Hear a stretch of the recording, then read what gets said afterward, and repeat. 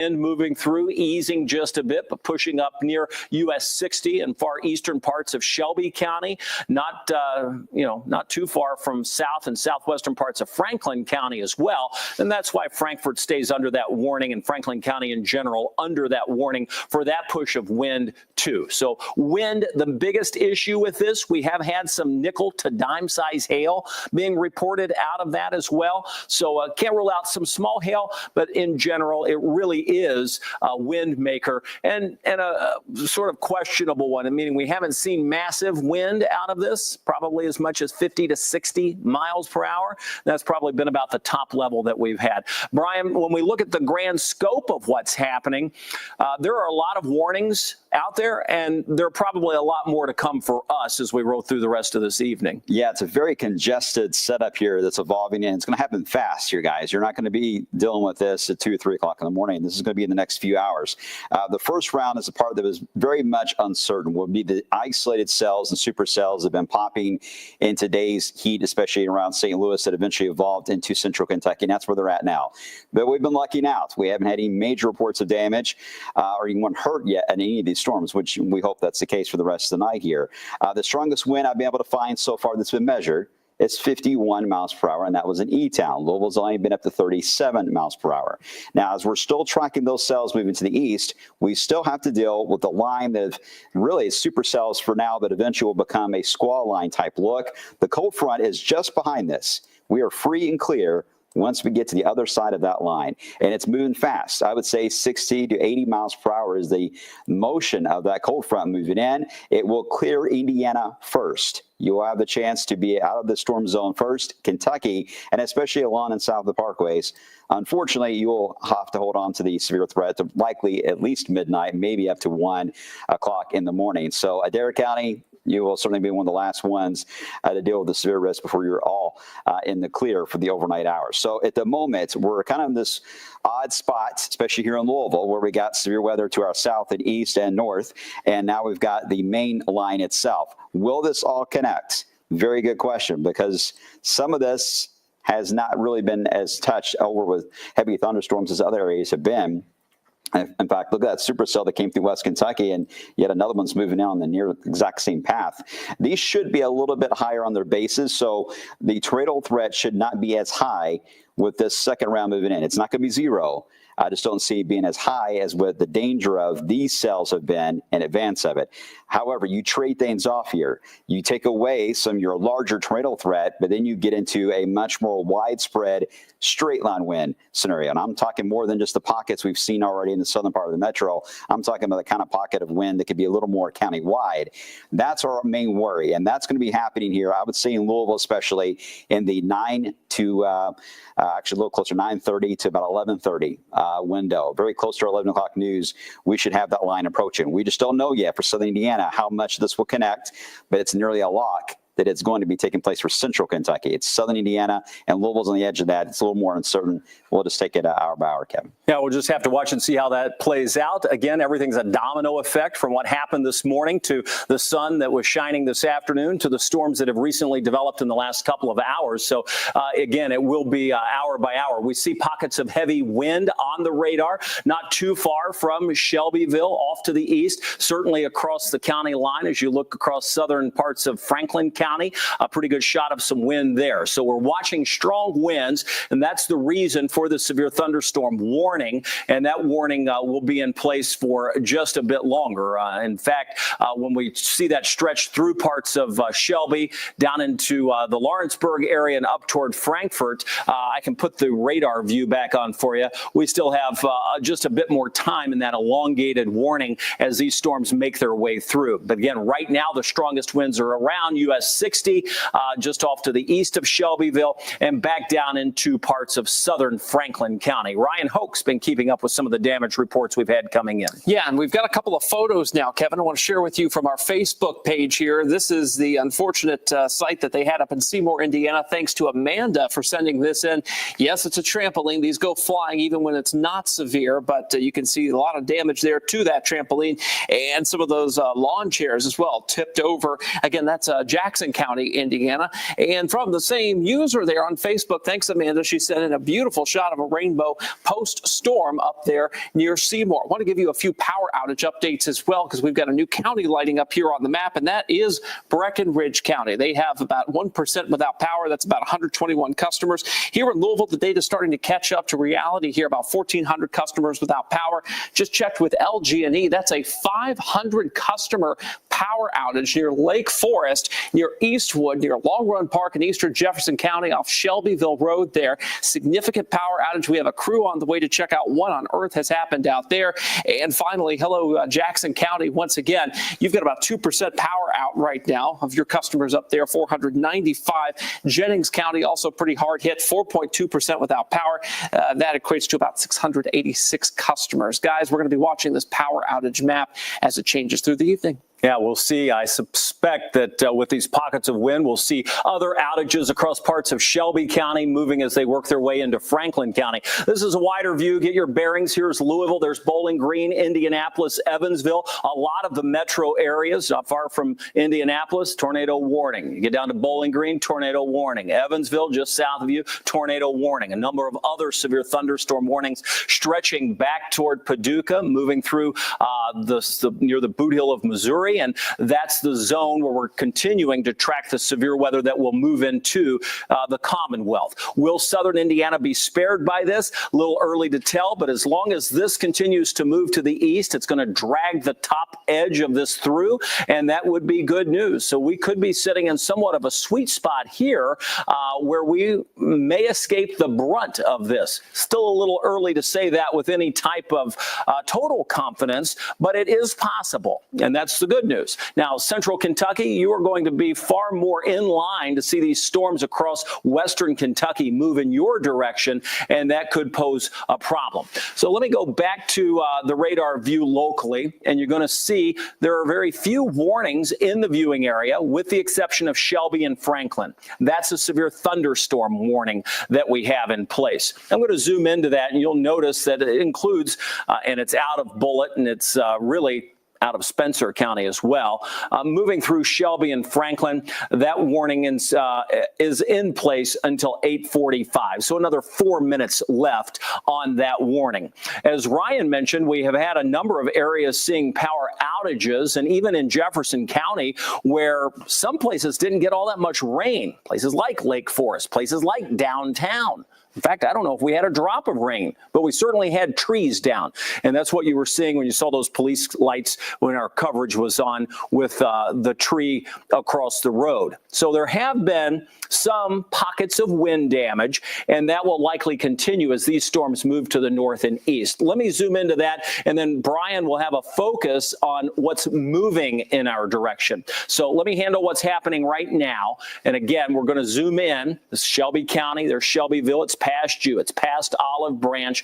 I'll zoom in tight, and then we'll just work our way over. So you can see we have the potential for some small hail just south of Hemp Ridge and just south of 714. When we check the velocity, we're looking for pockets of wind. Where will that be? You can see not far from Southville, not far from Hemp Ridge, not far from the county line.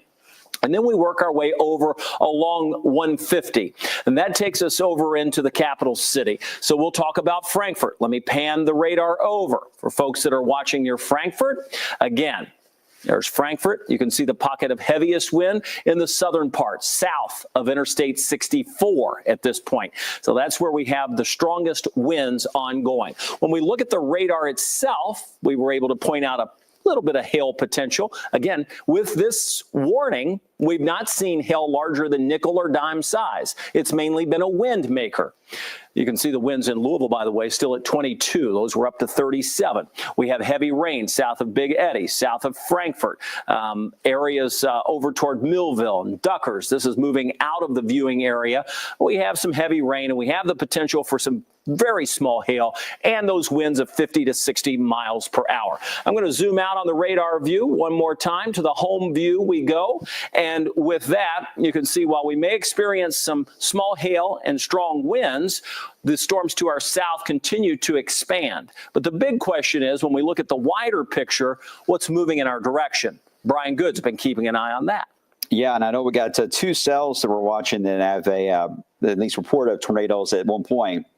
Ongoing, several reports of this one near Evansville. And Kevin, I don't know if you wanted to talk to meteorologist Justin Hilliard or not. He's witnessing a wall cloud in Bowling Green right now with that particular storm that's tracking across there into Bowling Green. Again, nothing confirmed right now on the ground, but at least a wall cloud has been indicated not too far away from the WKU campus there into Bowling Green. That cell is still a monster. It's been a beast. It's been the one that started way back into Missouri, and it's still on the radar. It's one of these long-tracked supercells that we always talk about. This is a perfect example of that, and unfortunately, it's in a zone that seems to happen a lot in southern Kentucky. That's going to be heading toward Adair County and Southern Greene if it holds together. New development trying to pop ahead of that, so we're monitoring you guys carefully.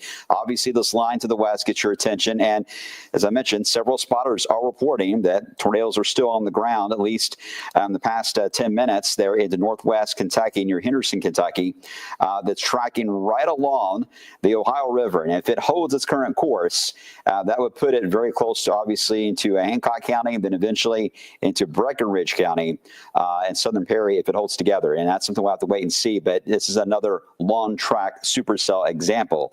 So if it's holding on to its environment and compared to its history, it will likely keep going all the way into northern parts there, Breckinridge County, as we know this evening. As Kevin mentioned, right now in Louisville, fairly quiet so far. We've only had just wind surrounding us that's been pushing in. I think that Lake Forest area, that wind, Kevin, likely was a downburst that came through the burst of wind. But you're right, very little in the way of rainfall, which is pretty classic when you have those wind surges like that. Just push way out ahead of the actual thunderstorm. Yeah, and can do a lot of damage, frankly, and obviously in a populated area, knock out a lot of power. We've been getting some videos in. Of course, there hasn't been a ton of action in terms of tornadoes in our viewing area, with the exception of the warnings that we had across parts of Jackson and Jennings County earlier. But just north of there, up around the Bedford, Indiana area, we can show you what those clouds look like. Sierra sending in this video showing that the clouds were swirling as that storm passed by. Tough to tell exactly, but you can see that condensation funnel coming down from the base of that cloud. Whether it's on the ground or not in this picture is tough to say, because we can't see the flat part of the ground and we don't see debris kicking up, at least from this vantage point. But certainly what could have been the tornado that touched down, certainly the funnel cloud that was reported, that was earlier up in Bloomington, Indiana. That was the same storm that had approached parts of Columbus, Indiana. And those are the reasons the tornado warnings were in place for those areas to our north and just north of the viewing area. Back to the radar view, we are tracking storms that are now moving out of Shelby County, moving over into Franklin County. That is the lone warning that we have in the viewing area. So I'll zoom into that. Additional warnings are expected, and you can see to our south, next in line would be Hart County. Likely to be a severe thunderstorm warning as opposed to the tornado warning. So we'll go into Franklin County, noting that the severe thunderstorm warning is just for the southern part of Franklin County and technically does not include Frankfort. That will move over toward Versailles and push into the Lexington area. Georgetown's included in that. That's a severe thunderstorm warning that is in place. And the expiration time on that warning, that goes until 9:30. So we still have almost 45 minutes left on that. We'll go back to our home view just to point out that there's not a ton to track outside of that. And then the storms that are moving in our direction. Down to our south, Brian mentioned Justin Hilliard. He's a local meteorologist as well, worked for a number of years at one of the local weather enterprises, and he is chasing storms today. He's been down in Hopkinsville. He ran across Reed Timmer, in fact, who's with the Dominator for all of the, I mean, all the weather geeks know Reed, right? And follow the Dominator. He's been chasing storms for a long time. Let me show you. This is a live view from Justin's vantage point.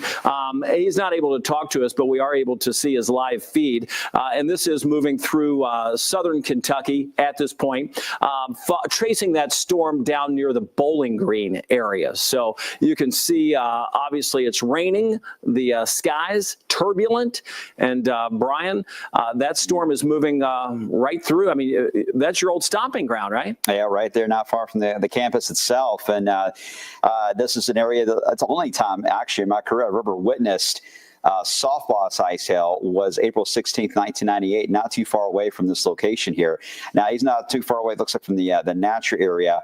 And 65 is what it looks like. I didn't catch the sign, but that's the general vicinity. It's very close to the campus area. But you can see the almost looking skies, and this is where it's very important to have storm chasers that are trained and meteorologists out in the field, because now you're getting to the darkness of night, and the clouds are hanging so low. There's so much humidity. I mean, dew points are in the 70s, which, to give you context of that, that's the type of moisture we would have, say, July 25th in our area, not so much in middle of May.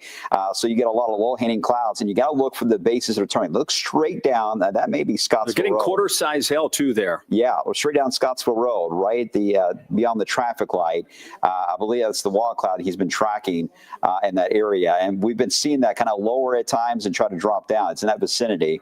The tree line's kind of blocking it just a bit. But he's heading in that direction. He's going to approach it in a very safe manner. And as long as it stays aloft, it's harmless. It's not going to bother anybody. It's when it drops down, obviously, and makes contact with the ground, that's when it's technically called a tornado, and that's where problems develop. And it has done that several times in its journey across Missouri, Illinois, and now into West Kentucky. Yeah, he's trying to help us out by aiming the camera, again, just beyond the building there. I think that's pretty close to 31W in I-65 area. Boy, I tell you what, let me show you what it looks like on the radar.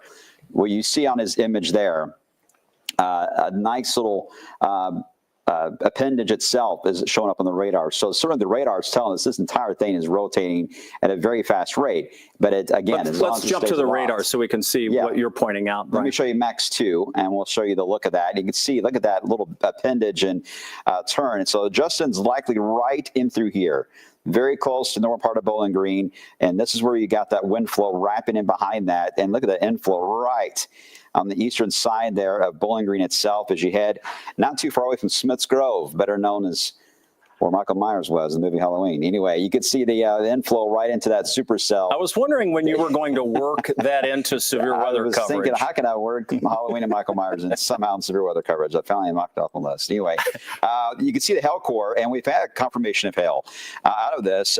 Quarter size, just a moment ago. Exactly. So that hail core is on the northern side, is classically the case, and where the tornado will be, it's going to be right on the edge of that, and that's going to be tracking right along 65. Can you imagine the mess right now this thing is doing to I-65 in traffic? Well, yeah, right. And I'll tell you, and you can see that tornado warning sort of being trimmed up there. If you're wanting to see Justin's live stream, it's easy to find online. It's livestormchasing.com, and just look for Justin Hilliard. He's down there chasing, and, for folks that have an interest in southern Kentucky. And we're focused on that because nothing's happening really in our viewing area at this point. But we are tracking those storms moving in. So again, southern Kentucky, wall clouds showing up, possibly could produce a tornado. That would be one of the first signs we look for. And that system is moving through the Bowling Green area. It's past Bowling Green at this point, would be moving over toward Hydro. Gusts would be first in line, pretty much right along, what is that, US 68?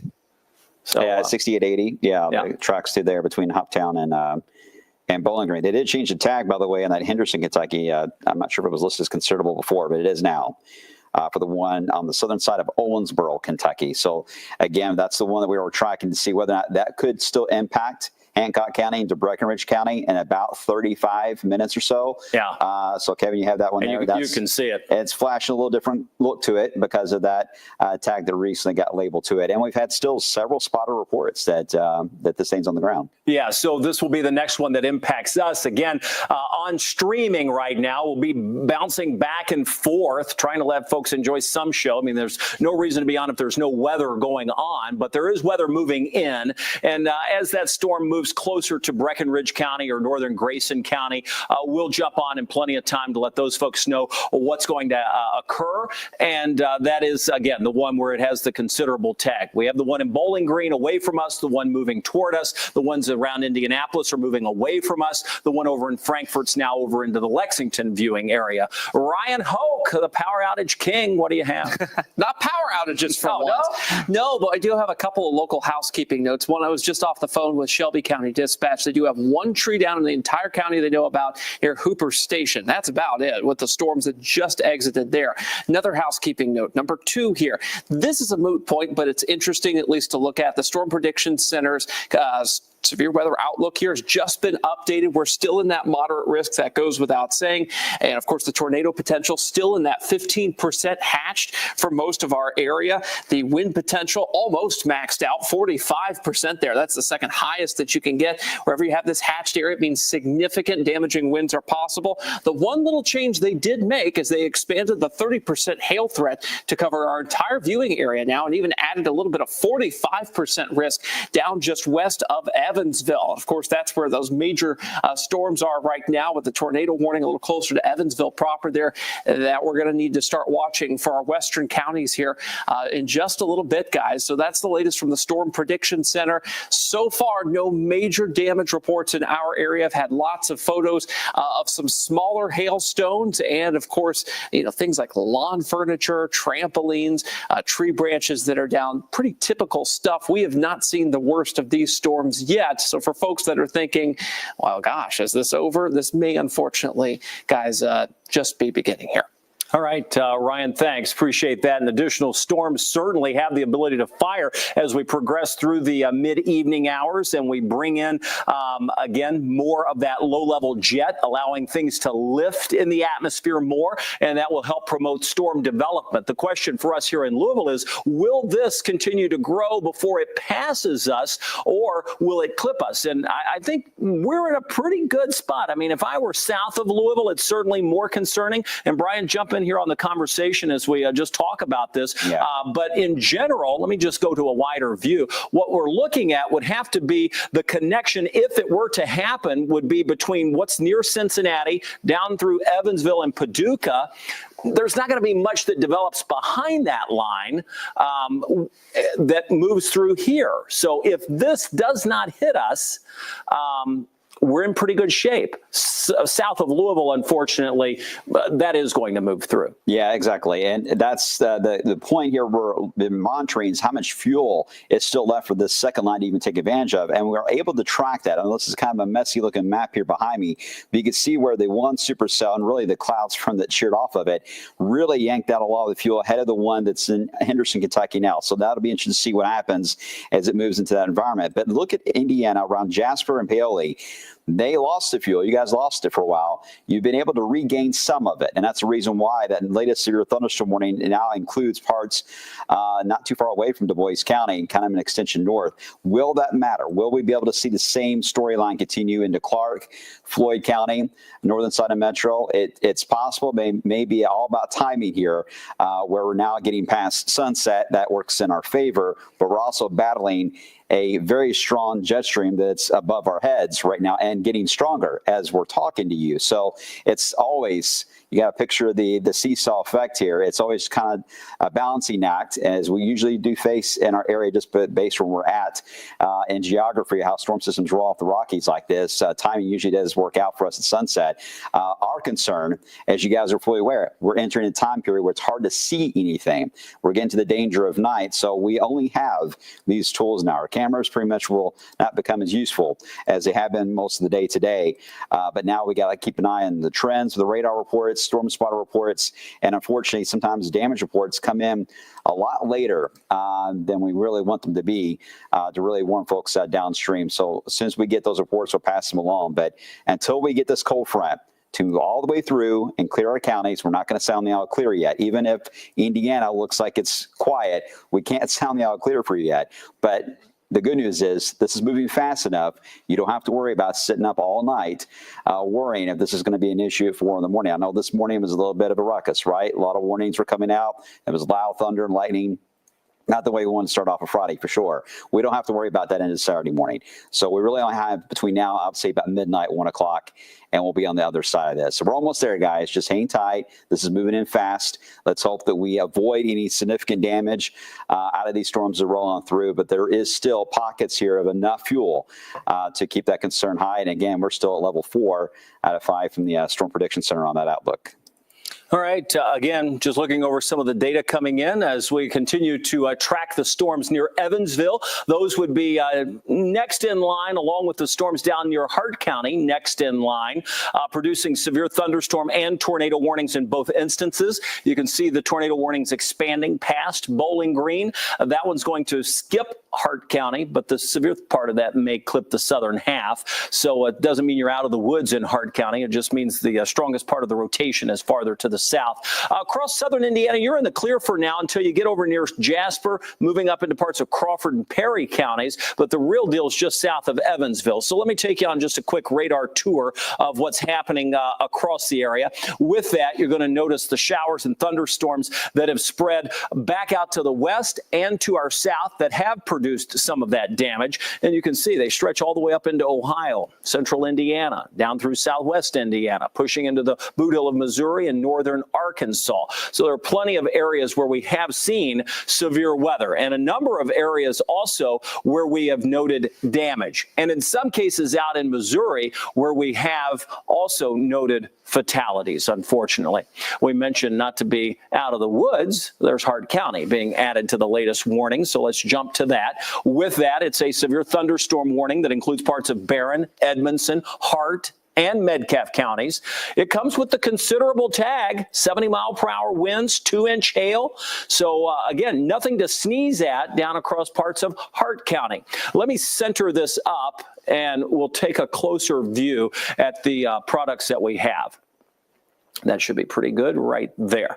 All right. Noting that here's Bowling Green. So this is that same storm. Notice the hook on the storm, the tornado potential moving toward Hydro south of Rocky Hill. For us, here's the boundary to Hart County. And this is the area that we are obviously concerned with because they're in our viewing area. We go down I-65, you get to Munfordville, Horse Cave, general area pushing through there.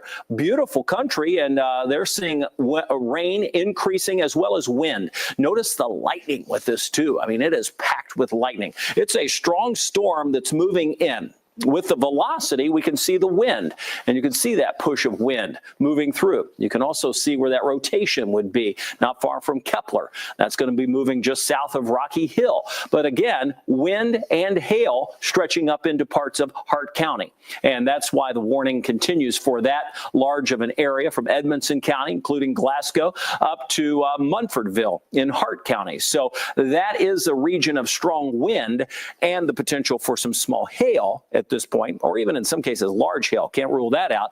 It's just not on the radar at this time, but it could intensify rapidly. That's the thing with these storms. They're explosive. It can happen fast. Even in terms of the radar seeing the full scan, it can happen before that. So you just have to be prepared to know that wind and hail would be the main threat across Hart County as this storm moves through. Let me go back to the wider view showing what's happening out toward Evansville. This is where we just were, across Hart County down into the Bowling Green area, Edmonson County. We have those storms leading the way across parts of Greene, Taylor, and Marion County. Those are not severe yet. Could continue to grow and could produce some pockets of wind and hail. The one over near Lexington moving away from the area. So our general focus has to be on our southern counties and then our far western counties. Why? Because of this mess out near Evansville. And that's what's moving toward us. So eventually we'll run out of luck and have to deal with probably tornado warning since this storm has had a history. And let me put the velocity on this. We can pick out where that rotation is greatest, and you can see it. It's now just, it's a decent amount south, but it's south of Bluff City, moving off to the east of Seabury, and that's going to be pushing over toward Interstate 165. That would take it near Fordsville, and then eventually toward Axtell. Maybe Hardensburg, maybe just south of there. That's not far from Rough River Lake. Seems like they always get hit. I grew up going to Rough River Lake, so I know, yeah. In fact, it's the one time where I saw lightning strike next door where things got shocked. Not a good place to be. To this day, it's why I'm scared of lightning. Regardless, you can see that that storm shows real potential and has had a history of doing so. So that even though it's as narrow as it is, moving near the Owensboro and on the southern suburbs, that is a concern as we push that storm off to the east, roughly at about 35 to 45 miles per hour. Let me go back and put on the radar view, pointing out, today, a lot of the data was really pointing to very large hail, and we just haven't seen, at least in our viewing area, a lot of large hail. Now I'm going to go back and show you the latest severe thunderstorm warning. Was the quarter, that's about the largest I've seen. Now, this indicating up to quarter size, 1-inch hail, 60-mile-per-hour winds. This includes Ferdinand, Huntingburg, Jasper. This is Crawford, Du Bois, and Orange, so it's on the northern side of that storm we pointed out. So that's a severe thunderstorm warning that will move across Du Bois and could clip parts of Orange County up near Patoka Lake.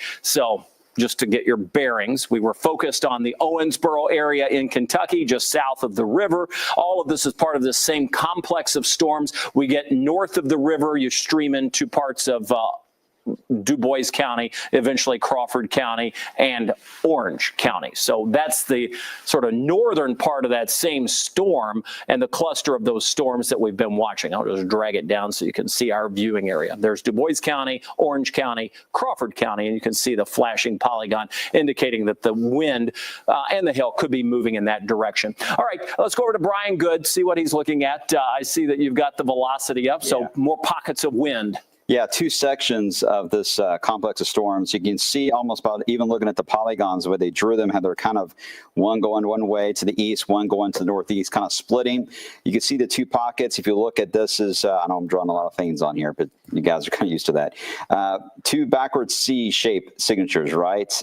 These are the two areas that we're watching. This one's going to spread a little more north into the southern part here of Jasper County. It's crossing over all of Crawford County and may reach as far as, or moving into Crawford County in the southern part of Orange County, that is. The southern part of it is the one that's been holding more of an easterly track and still on track to head into areas in northern Hancock County, eventually Breckenridge County, and maybe even southern Perry. So this is a big heads up. These polygons are relatively lengthy as far as how they're drawn on the map to give you guys as much of a heads up. We're going to do the same thing. If you're in Crawford County, Perry County, even the western side of Meade, Breckenridge County, you need to be ready for at least a period of strong winds. Let's hope nothing worse than that.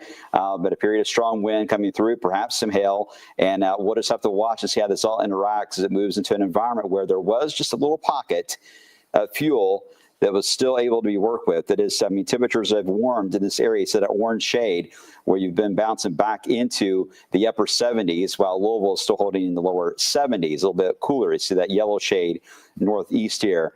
A little bit of a rain-cooled air showing up, in fact, but a little pocket of warmth right ahead of this line. So that is just enough to keep this line going for just a bit longer. We'll see how that maintains itself as it tracks off to the east. So that's our main focal point for those in the Louisville area and along 64. And then that's a separate area that we're watching our southern counties, Kevin, near Mammoth Cave, heading toward Greensburg. Yeah, again, busy night, keeping an eye on this. Not for everybody, as we pointed out, but some places are getting hit hard and other places will escape with near nothing.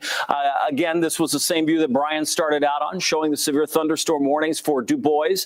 Very small part of Orange County and Crawford County, again, for wind and the potential for hail. Starting to see some reports come in of the damage that's occurred in parts of central Indiana and even parts of southern Indiana, not far from Bloomington. We've had actual reports of tornadoes on the ground, and we've seen some of the videos that have been sent to us. Ryan's going to show us some of that coming up in just a second. Notice the tornado warning extending up toward Owensboro. If we were to see some hail, it's going to be moving right through Owensboro. So that could be a very problematic deal with large hail moving into a decently populated zone.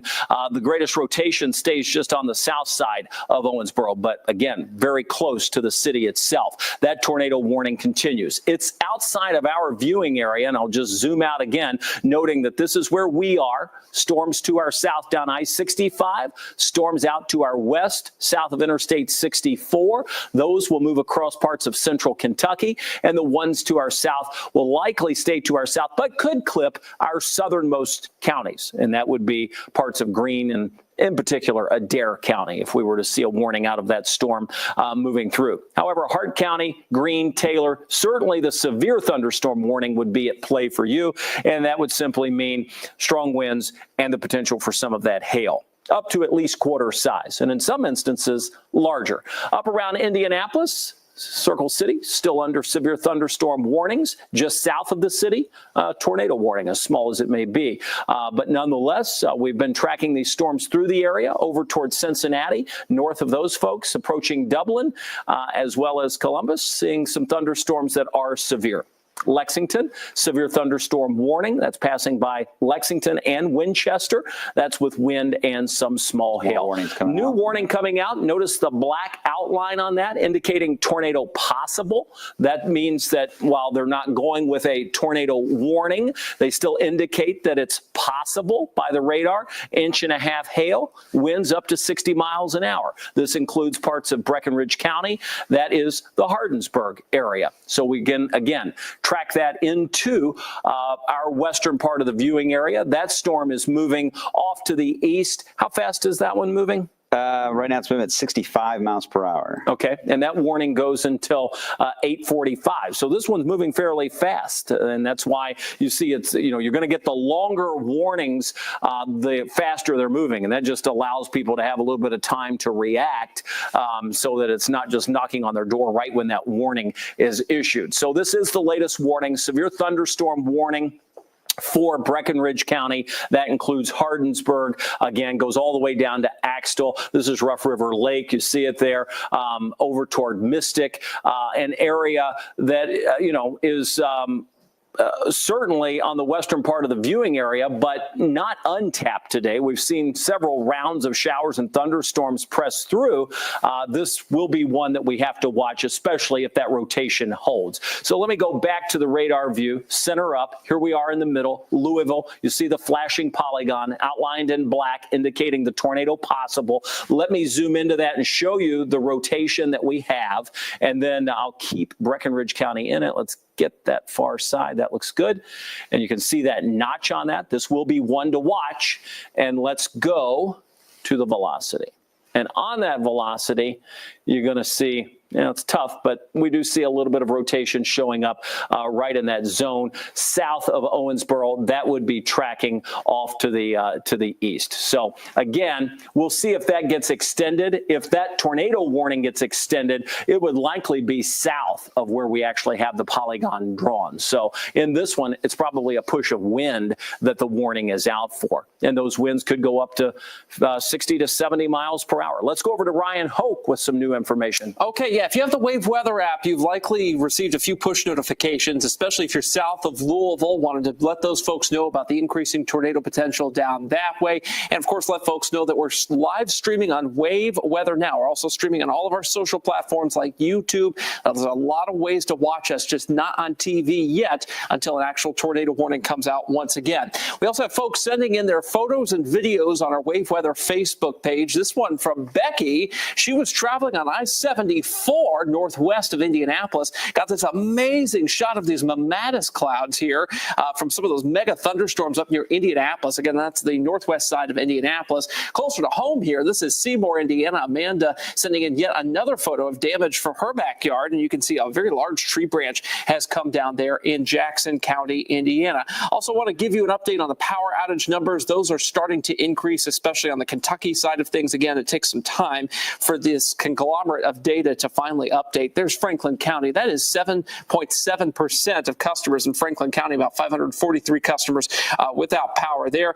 Spencer County, we talked about you a little bit ago. We haven't forgotten about you, about 0.5%, 40 customers without power. That's Nelson County. Hello, Bardstown, 2.7% of Nelson County. That's about 564 customers without power. Hardin County now clocking in with a 5.7% power outage rate there. Of the 33,000 customers tracked down in Hardin County, that is 1,900 of them without power. Can't forget about the Metro, of course, and you'll see that power outage number has reduced. LG&E is on it tonight. They have reduced that number considerably down to 824. Having breaks between these storms really helps the power crews get a handle on things before the next round. There's Jennings County, 4.2%. That's 688 customers without power. We were talking about Jackson County a little bit earlier with some of the damage photos there. That's about 2.2% without power there. Be good. Take a look at the SkyTrack here.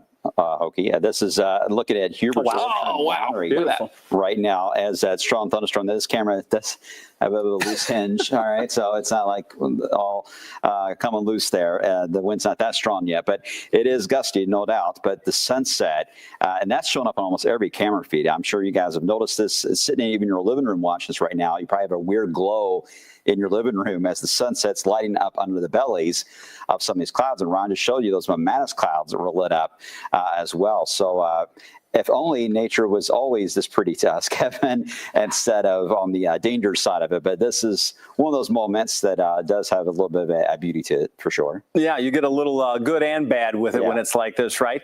We're looking at the radar and moving toward Huntingburg in the Du Bois County area of our viewing area. And let me go back to that, and I'll point out that as we look at and I'm going to take the warnings off Jasper County. A pretty good push of wind moving into Huntingburg and the possibility of some hail with that. So let me zoom in. You're under the severe thunderstorm warning there, and that warning includes parts of Du Bois County. That will remain in place until 8:45, or excuse me, 9:45, and you can see some of that hail in the purplish color. It's sporadic. It's probably no bigger than quarter size, but it is lifting toward Huntingburg with a push of wind. So I wanted to mention that. That could clip Jasper, certainly going to lift into Du Bois County, moving over toward Birdseye and into parts of Crawford County as well. So that's the severe thunderstorm warning that we have moving across parts of southern Indiana. If we go back to the home view, you're going to notice that is the lone warning that we have for southern Indiana. We push into Kentucky. We get severe thunderstorm warning outlined in black, tornado possible. That's coming into Breckinridge County. Still a little bit of ways, but that warning is in place. And then additional warnings sort of being trimmed up down into Hart County, now extending into western parts of Greene County. That too will likely continue to move off to the east. Additional tornado warnings fading out of Bowling Green, but continuing along the southern part of that storm, staying south of Hart County. If that continues, could clip parts of Adair County, so be on standby there. Everybody in the path of these storms should be ready for potential for hail and wind. The tornado threat will be lowering just a bit, but obviously we have tornado warnings on the map, and we still have rotation showing up within those storms. And while there are no active tornadoes on the ground that we are aware of, we have had those with each of these storms that are moving through. With that said, there are powerful winds, and regardless if it's a tornado or just straight line winds or even a downburst, that can cause damage. And that's likely been the culprit behind why we've seen as much in the way of power outages as we have tonight. Some of those thunderstorms that moved through with the stronger winds, but relatively no rotation. Let's go over and get a check of some of those wind speeds with Brian, tracking those storms moving into Breckinridge County. Yeah, we're talking about Hancock County now. They're in the official tornado warning for that cell. It's on the southern side of Owensboro around Henderson, but so far no significant damage out of this particular cell. They've been looking. They've had some lines that have been knocked down, but nothing as far as significant as far as structures being knocked down, anything of that sort. But I've circled the main area of circulation, which is near the Browns Valley area, south side there of Owensboro. They issued the downstream tornado warning that goes out all the way to Fordsville, Kentucky, but you can tell it's next up into wave country. So eventually a warning of some sort likely will come out for parts of Breckinridge County, in addition to what we already have in place there in Hardinsburg, and then perhaps the western side of Grayson County. So again, you're getting another big heads up. We'll have to monitor this and see how it progresses to the east. Let's hope that timing's on our side and this will begin to taper down. But at the moment, it still has enough of a signature. It's still rotating, and it has been for 2.5 hours now. So it takes a while for these cells like this to really disintegrate or fall apart. They'll keep on rotating around. Doesn't always mean they will drop a tornado, but boy, they can do it fast in this scenario, and they can go back up, and then 10 minutes later, another one could easily drop. And we've seen that several times with these cells today that have taken place. While the main storm itself has been long-lived, been lasting for several states in some cases. So here's a look at the radar. This is looking at the rainfall intensity side of it. And you can see a little bit on the southern edge. Again, this thing probably is very visible. If there's anything at all rotating, a wall cloud, anything of that sort. Storm spotters surely are seeing this with that sunset the way it is right now, lighting up there on the southern side of Owensboro. But it's right at the area where there's not much in the way of rain. The heaviest of the rain, if there's any hail, by the way, it would be right there along the Ohio River. That's going to be more of an issue in northern areas of Hancock County and perhaps into Breckinridge County if we're to get any hail out of that system. We're still monitoring the cell in southern Du Bois County. This one has indeed gotten a little stronger on the northern side. This is a classic hail signature, too. Not too far away from the airport there. We'll see what happens into not far from Jasper and Huntingburg, but it's heading toward Patoka Lake if it holds together.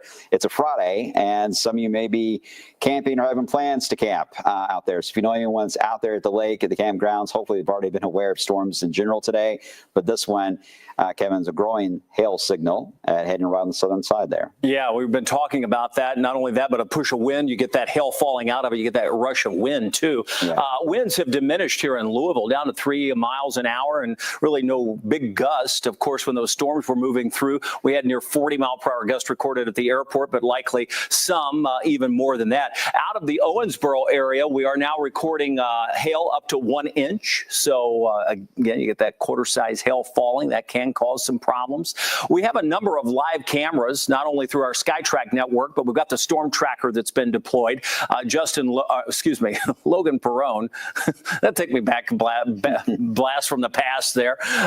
Logan Perrone's been on board the storm tracker. Logan, I don't know if you can hear us. Where are you, and have you seen anything? Any lightning that you can see? Well, seems like you're... So, yeah, Kevin, can you hear me? Yeah. Can you guys hear me? Gotcha. Yeah. We're actually out at Outer Loop. We're at Outer Loop in 65. We have been down in Bullitt County, and when we went down there, we were going down. We saw the heavy storm clouds and everything down there, and then we looked to our north. Everything was up in Jefferson County, up towards the Snyder 65 area. So we saw a lot of lightning within, I'd say, the last 2 hours up this way. We've made our way back, and like you guys have been talking, things have calmed down a little bit more here in the metro. So I'm going to give you guys look back outside. Not much happening out here. Haven't seen a lot of lightning. Again, just a lot of dark clouds and things starting to get darker as sunset has slowly come in. But just as far as what we have seen, everything has been north. Oh, we may have lost Logan there. Not much to report at this point. All right, thanks. Yes, we will keep tight, yes. Thank you, Logan. Appreciate that. Yeah, there's not much happening here in Louisville, with the exception of that wind that did push through, downing some trees. Where was that other image coming from that we saw the fire truck? So that was out near Lake Forest, where we have had the power outages, but we understand a lot of those are already back online. Again, just to recap the warnings that we have for folks that are tuning into the stream. Hey, you're watching Wave Weather now. This is nonstop weather coverage you can get anytime, 24/7. We always have ongoing weather coverage. That's every day. We've done it for 3 years. It's Louisville's only 24/7 weather live stream. You can find it on the Wave Weather app or wave3.com, or if you have apps on your Roku or Fire Stick or Apple TV, just search for Wave Weather Now. If you're watching on social media, well, that's fine, but the fact is it's always on our apps, so we prefer you to get it through that. But if you're on Facebook or X or YouTube or Twitch or wherever else we are, you're seeing the signal there, but we don't control that. That's owned by those companies, and sometimes we hit the algorithms and sometimes we don't. But the bottom line is, if you're always looking for us, make sure you find us on Wave Weather app. That's the best spot.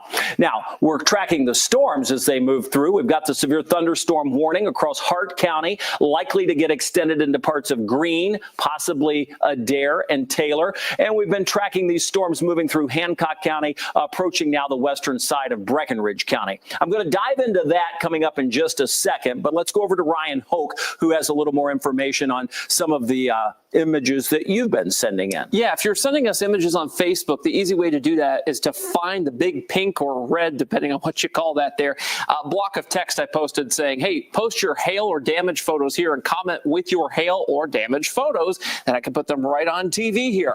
Look at this. This is the post office on Rogers Street in Bloomington, Indiana. That is significant tornado damage. Thanks to Adam Belcher for sending this in just outside our viewing area, but shows you the power of these tornadoes tornadoes this evening.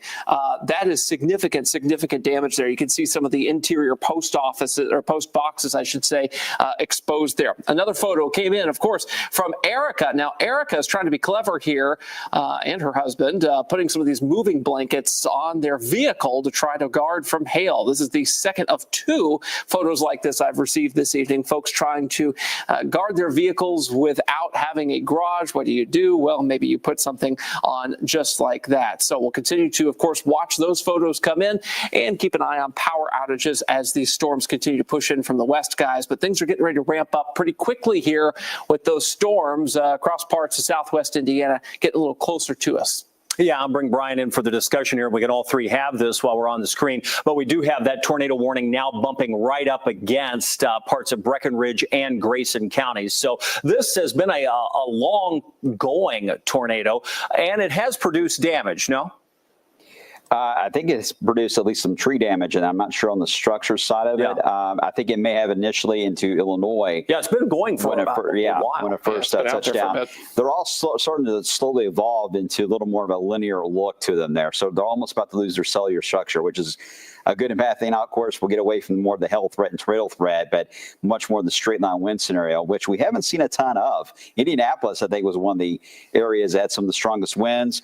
Louisville, by the way, I just double checked. Our highest gust was revised to 45 miles per hour, still below severe limits. And the highest I've been able to confirm in the metro has been 51 down in E-Town. Okay, yeah. And we did see trees down in a number of places. Probably went higher in pockets that we just can't measure. Exactly. Yeah, we don't have instrumentation everywhere. I put the radar in a loop here, guys, and you can see the movement. When we thought, well, Louisville might be in that gap to the north, it's going to be right on the edge. But you see these storms sort of extending to the north. So as long as that happens to our west, those will clip us as the night wears on. So we're not out of the woods on that. Some areas farther to the north will be. Places like Bedford, probably out of the woods. Seymour, likely out of the woods on this. But we're still tracking these storms building across parts of northern Du Bois County, now lifting up into parts of southwest Orange and Crawford County.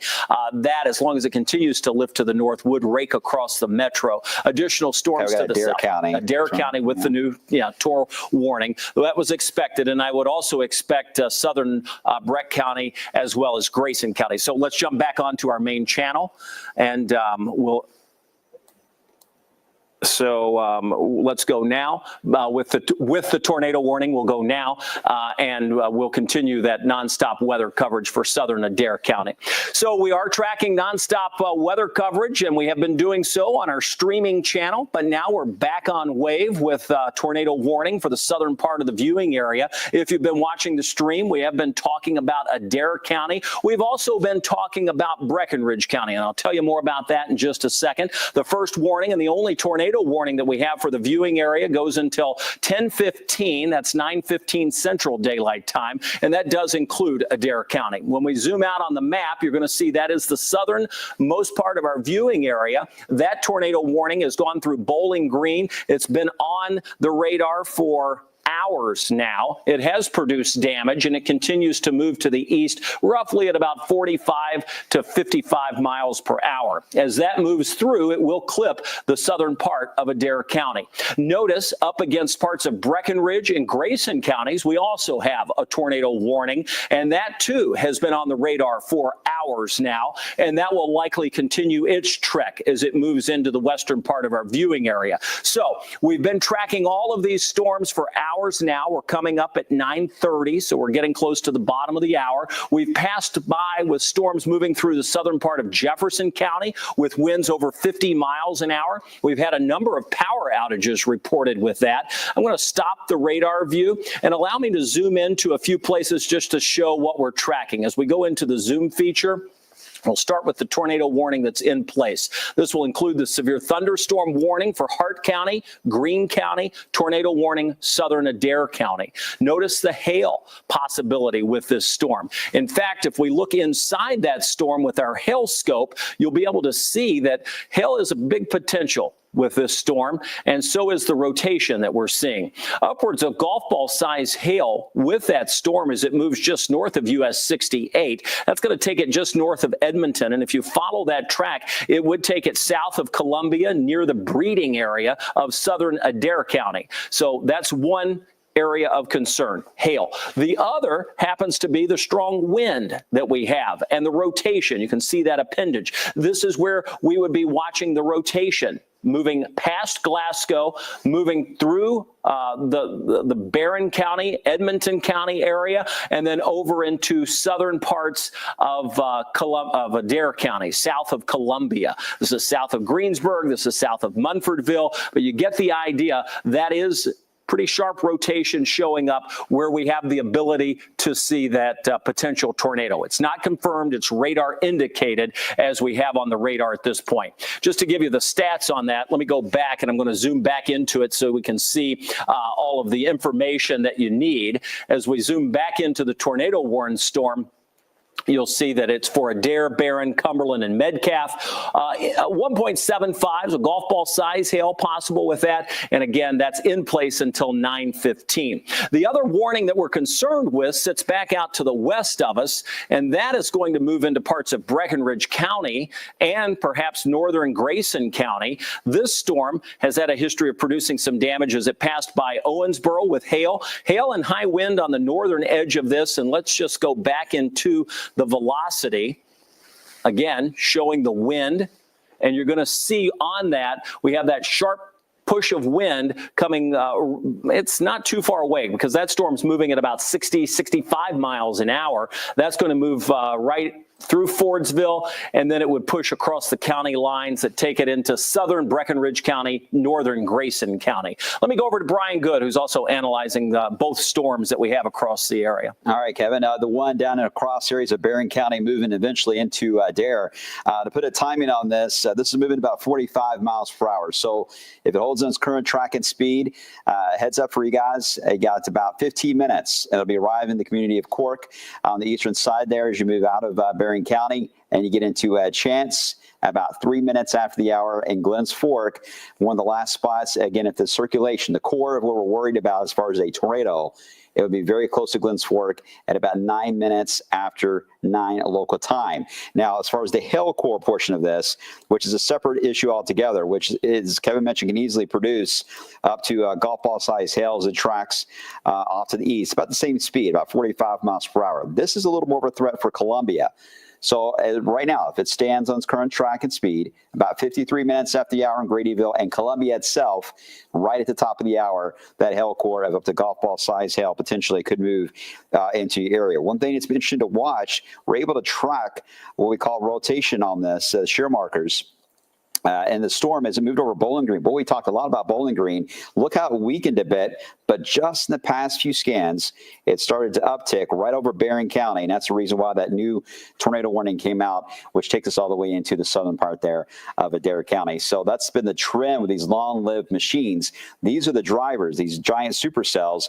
The tornadoes don't always stay intact the whole time, Kevin, but the driver is still going, and that's the reason why I've got to keep an eye on them until that entire complex, the main cell itself, falls apart. And this one is in no hurry to do that. Yeah, and they're moving anywhere between 35 to 55 miles per hour in general. So they will move relatively fast. When you look at southern Indiana, there's not a lot going on in the northern part of the viewing area. I'm going to take you on a radar tour here, and then we'll work our way back down to the tornado warning that still sits just outside of the viewing area. But you're under the warning because it's moving in. So let me just zoom into the cluster of storms that sits just out to the west of Louisville. These are not strong across parts of English, Indiana. New warning just coming out. So let me go to that, and we'll pop that up. And you're going to notice severe thunderstorm warning now for parts of Adair Green. So they're just expanding the northern edge of that farther to the east. And again, as Brian was explaining, that's because of the hail and wind threat. While the greatest rotations on the tail end and moving across the southern part of the county, the rest of the county could experience high wind and hail out of that storm. And that's not only Adair County, but that's also Greene County, Metcalfe, and Russell out of the viewing area. Comes with observe, so we know that it's happening, right? And this is winds of 70 miles an hour and golf ball size hail. So there really is a little time to figure out, well, maybe it's going to happen or maybe it's not. No, it is happening, and you need to make sure that the car is under cover. You still have some time. I mean, this is moving through. If you're in Greensburg, you have a lot less time than you're over at Holmes Bend or Columbia. But if you have the ability to put the car under something sturdy, that would be wise. Notice that the winds still ticking up 70-mile-per-hour winds. And then, of course, you get on the southern side of this, and that's where we have the tornado warning. So just in general, let me just put on the wind field for you. When we check the velocity, we're going to have these pockets of heavy wind stretching through center up toward Fry. That will likely push across and move into Holmes and Columbia sporadically, so not everywhere. Greensburg, likely to see some strong winds too. That will be moving through with wind and hail. Let me show you the hail potential with this storm. We can go in fact, I can look at the reports just to see if we've seen any reports of recent time, and notice Cave City reporting large hail just north of Glasgow, Greensburg, hail. So we have seen some hail already reported. And back to the Imping reports. Let me just see if we have any hail or wind reports out of Imping. Takes it just a second to pop on. Notice if we did, it would be just south of Center. That's a pretty nice bullseye for large hail right there. And what about wind? Let me just see. It's doubtful that we're going to have that. We go back to our reports and let's look at the Imping wind reports. And here they'll pop on. Takes just a second. No out of that at this point, but it's still a little early in the game. Sometimes those are just a bit delayed. When we check the radar, that is the zone right there. I'll keep my finger there and you can see it where we would have the greatest potential, and it's growing. Now we have that strong inflow into the storm. It's the southernmost storm, so it's feeding. It has nothing to stop what's coming into it. This really could turn into something to be rough as it continues to move. Already is in terms of hail. Let me check the velocity once again. If we had the rotation, it would be there, and you can see that. So this storm is intensifying. It's moving near Edmonton. That's going to be where it moves through, and then it will cross the county line. It's going to stay, the rotation part of this is staying south of Greene County, but it will not stay south of Adair County. It's going to move through not far from Breeding and probably just south of Columbia as we track that storm off to the east, roughly 35 to 45 miles per hour. Continuing to tighten up both with the rotation and intensify in terms of hail. This is the storm to watch. Let me go back. Brian's got his eyes on that one. While he's watching that, let me go back to the radar, and I'm going to go back to the one moving closer to Breckenridge County, just to give you an idea of how far away those storms are. Here in Louisville, starting to see showers and a few thunderstorms spread across the area. Our eyes go to the west with this corridor of stronger storms. These will be moving in. And I'll zoom in so we can see again the rotation with these storms. As we zoom in, not as clear of a picture as what we saw to the south. This one is a little more muddy, as we'd say. It's sort of spread out. There's not a lot of organization to it. If we were to try to pick out the wind velocity, if we were to see some of that rotation, we would expect it right in this area. That's just near or just south of the Whitesville area. That's going to move it toward Askin. This is just outside of the viewing area. Here's the county line for Breckenridge County. This is Grayson County. So we'll be watching that move near Atterburg and Askin. Still a little bit of ways away, so you have time to prepare. But just know that if you're in Hardinsburg, south of Hardinsburg, if you're in the Rough River Lake area down towards Short Creek or Cave Creek, that will be the zone. Cave Spring would be in that line that eventually you're going to have to pay close attention to because this storm is moving in. That one's moving roughly at about 45 miles per hour as well. All right, let me go back to our home view, and then we'll check in with Brian. He's analyzing the storm off to our south. Brian, that storm continues to intensify even as we speak. Yeah, it looks like it's tracking right along 68, right over the Wisdom community as you head into the eastern side there of Barron County and moving east. It's out of Glasgow now, southeast of Echo, again, right along Wisdom. And 640 is one of the crossroads right there at 68. So if there's still something on the ground here, or potentially something that could be on the ground based on this rotation, to be right in that spot. And based on the hail size going up and the hail signature going up, that's usually an indicator that the rotation is strong enough now. We really need to watch the tornado threat carefully. And you can see this is going to be tracking right along 68, and eventually it'll be heading right into looks like the Neal area, and then right into Spartanburg itself as we venture into the next, I would say, 20, 30 minutes on the southern side there of Adair County. Again, I think that hail core, Kevin's right, that cell, this is a classic supercell signature here. We got to really watch this, and I don't think yet we've got any kind of debris signature. Let me check and see if anything's been showing up.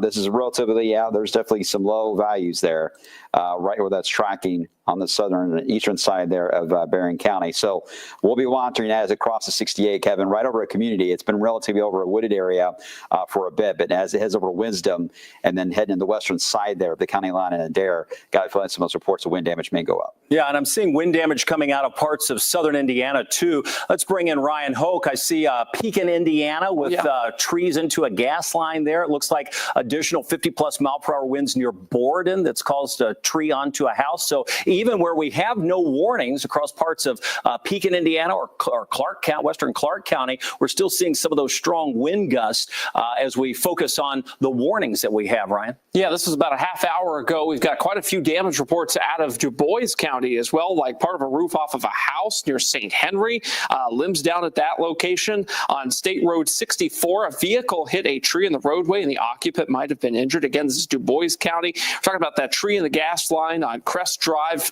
gas smell in the area. This is in Pekin. That's in Washington County, Indiana. Huge oak tree down on a home in Borden, possibly a 50-plus mile-per-hour wind gust there. So, we've got trees and power lines down in Pekin as well, trees down on Beck's Mill in Salem. I mean, that's a lot of reports that came in here within just the 10 minutes that have passed here about half an hour ago when those storms moved through and they were severe. They were quite severe. So as those reports come in, we'll relay those, guys. All right. Appreciate that, Ryan. Thanks. Looking at the radar, again, to our south is where we go for where we currently have the greatest potential in the viewing area because it's moving into southern parts of Adair County. We're going to come back to you in Breckenridge and Grayson in just a second. But notice, again, as Brian was pointing out, this storm continues to intensify. There's the county line right here, so it has a little bit more time. But, boy, if you're in Edmonton, you got to be in your tornado safe place. This is a bad spot to be. That storm's going to be moving in, and we've got very strong winds down with that storm. As we look farther to the south and that storm presses through, you're going to need to make sure you are in your tornado safe place from Randolph to Edmonton, pushing across the county line that takes you into Nell. That's the southern part of Adair County, Breeding, and then over to Sparksville. All of those locations have the potential to see what appears to be the tornado on the radar, even some hail moving past Beachville. That will take it not too far from Gradyville over the course of the next 15 to 30 minutes. So that's one storm. That is a tornado warn storm. It's radar indicated, so we do not. And again, sorry, I was going to mention that the winds, again, are going up. They issued a new warning for that pocket of wind on the northern cell too, Kevin. But we're seeing those reports now of winds that are gusting to severe limits, and even in Henryville. And there's no warning in that area. So I just want to make sure to express that that's something we're watching. I'm on the radar out of Mount Washington. If you see that pocket of wind right here. Yeah, I'm that's right what we were talking about, like 50-plus mile-an-hour winds with that. Right on the northern side of that. And you can see that second pocket's moving in too. So I got a feeling about the issue a whole other warning. But even if they don't, just go ahead and get in your safe spot in the northern part of the metro as the winds again right at severe limits. Well, it's important to point out tree damage Ryan was talking about. And there's no rain with it. Right, exactly. So that's just how impressive the wind field is, even with very little rain. Either the downburst are coming out, or even a little bit of light rain is dragging down very heavy winds. The latest warning being issued takes us up to Corydon, Dogwood, Laconia. That crosses the river into Brandenburg. Buck Grove goes just north of Irvington, includes Freimeyer. This is again, severe thunderstorm warning that comes with the tag tornado possible, 1.5 inch hail, 60-mile-per-hour winds. That warning is in place and will be until 10 o'clock. So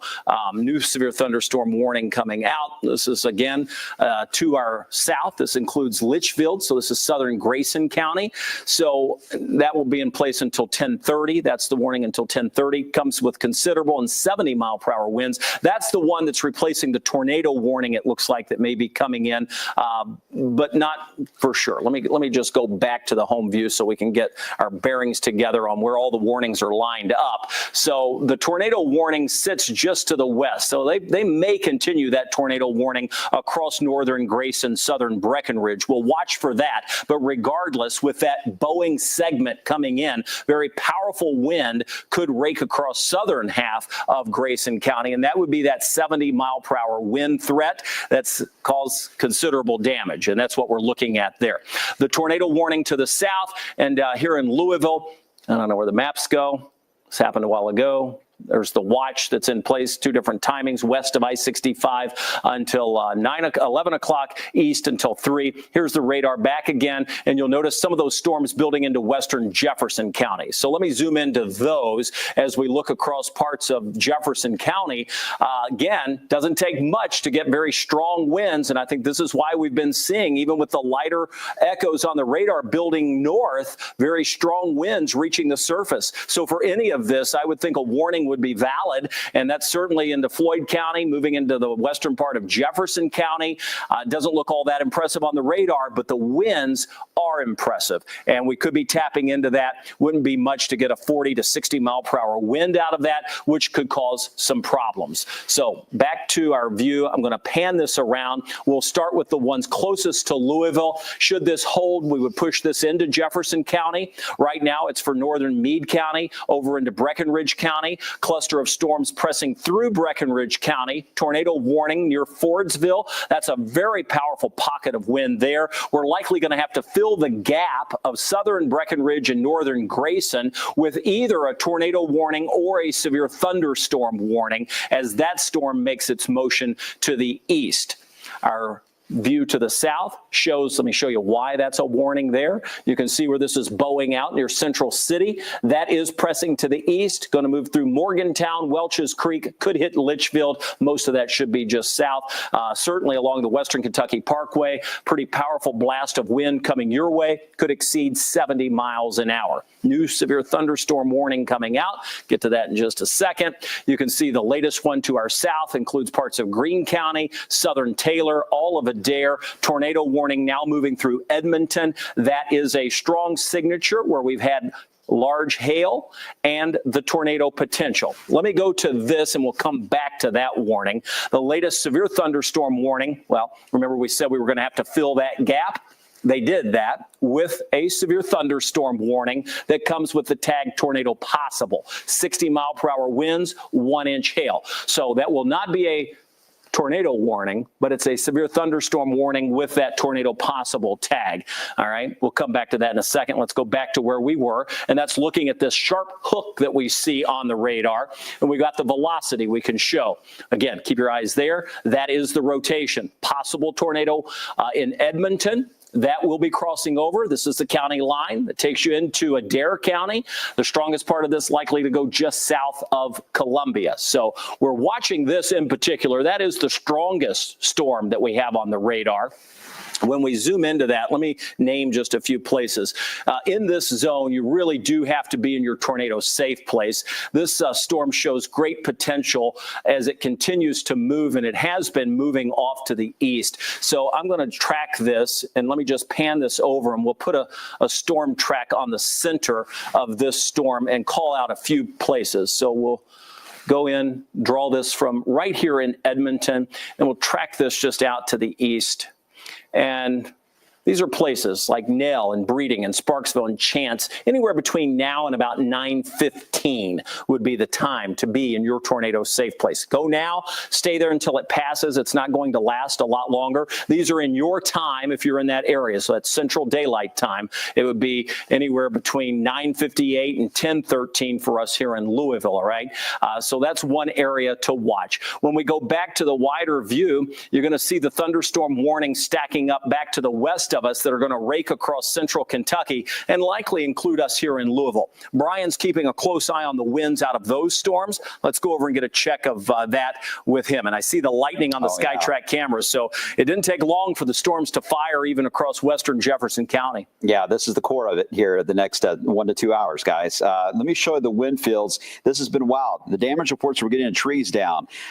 Don Gray Road in Borden, Indiana, Perry Crossing State, or Slate Run in Sellersburg, right around 31 itself, Hebron Church Road into Henryville. Look at this pocket of wind that was showing up right around 9:38 to about 9:45 that was scooting across Washington County, around Borden, into northern Clark County and southern Scott. That looks to be where we have picked up most of the wind damage in the past 30 minutes. Has been a separate area that has had very little rain with that batch, just now started to rain, in fact. Now, while we're tracking that, big heads up in Louisville. I'm already measuring winds now off the ground at more than 70 miles per hour with this batch of wind moving in across the western side there of Meade County. Again, that's off the ground. We're waiting for some ground truth to that.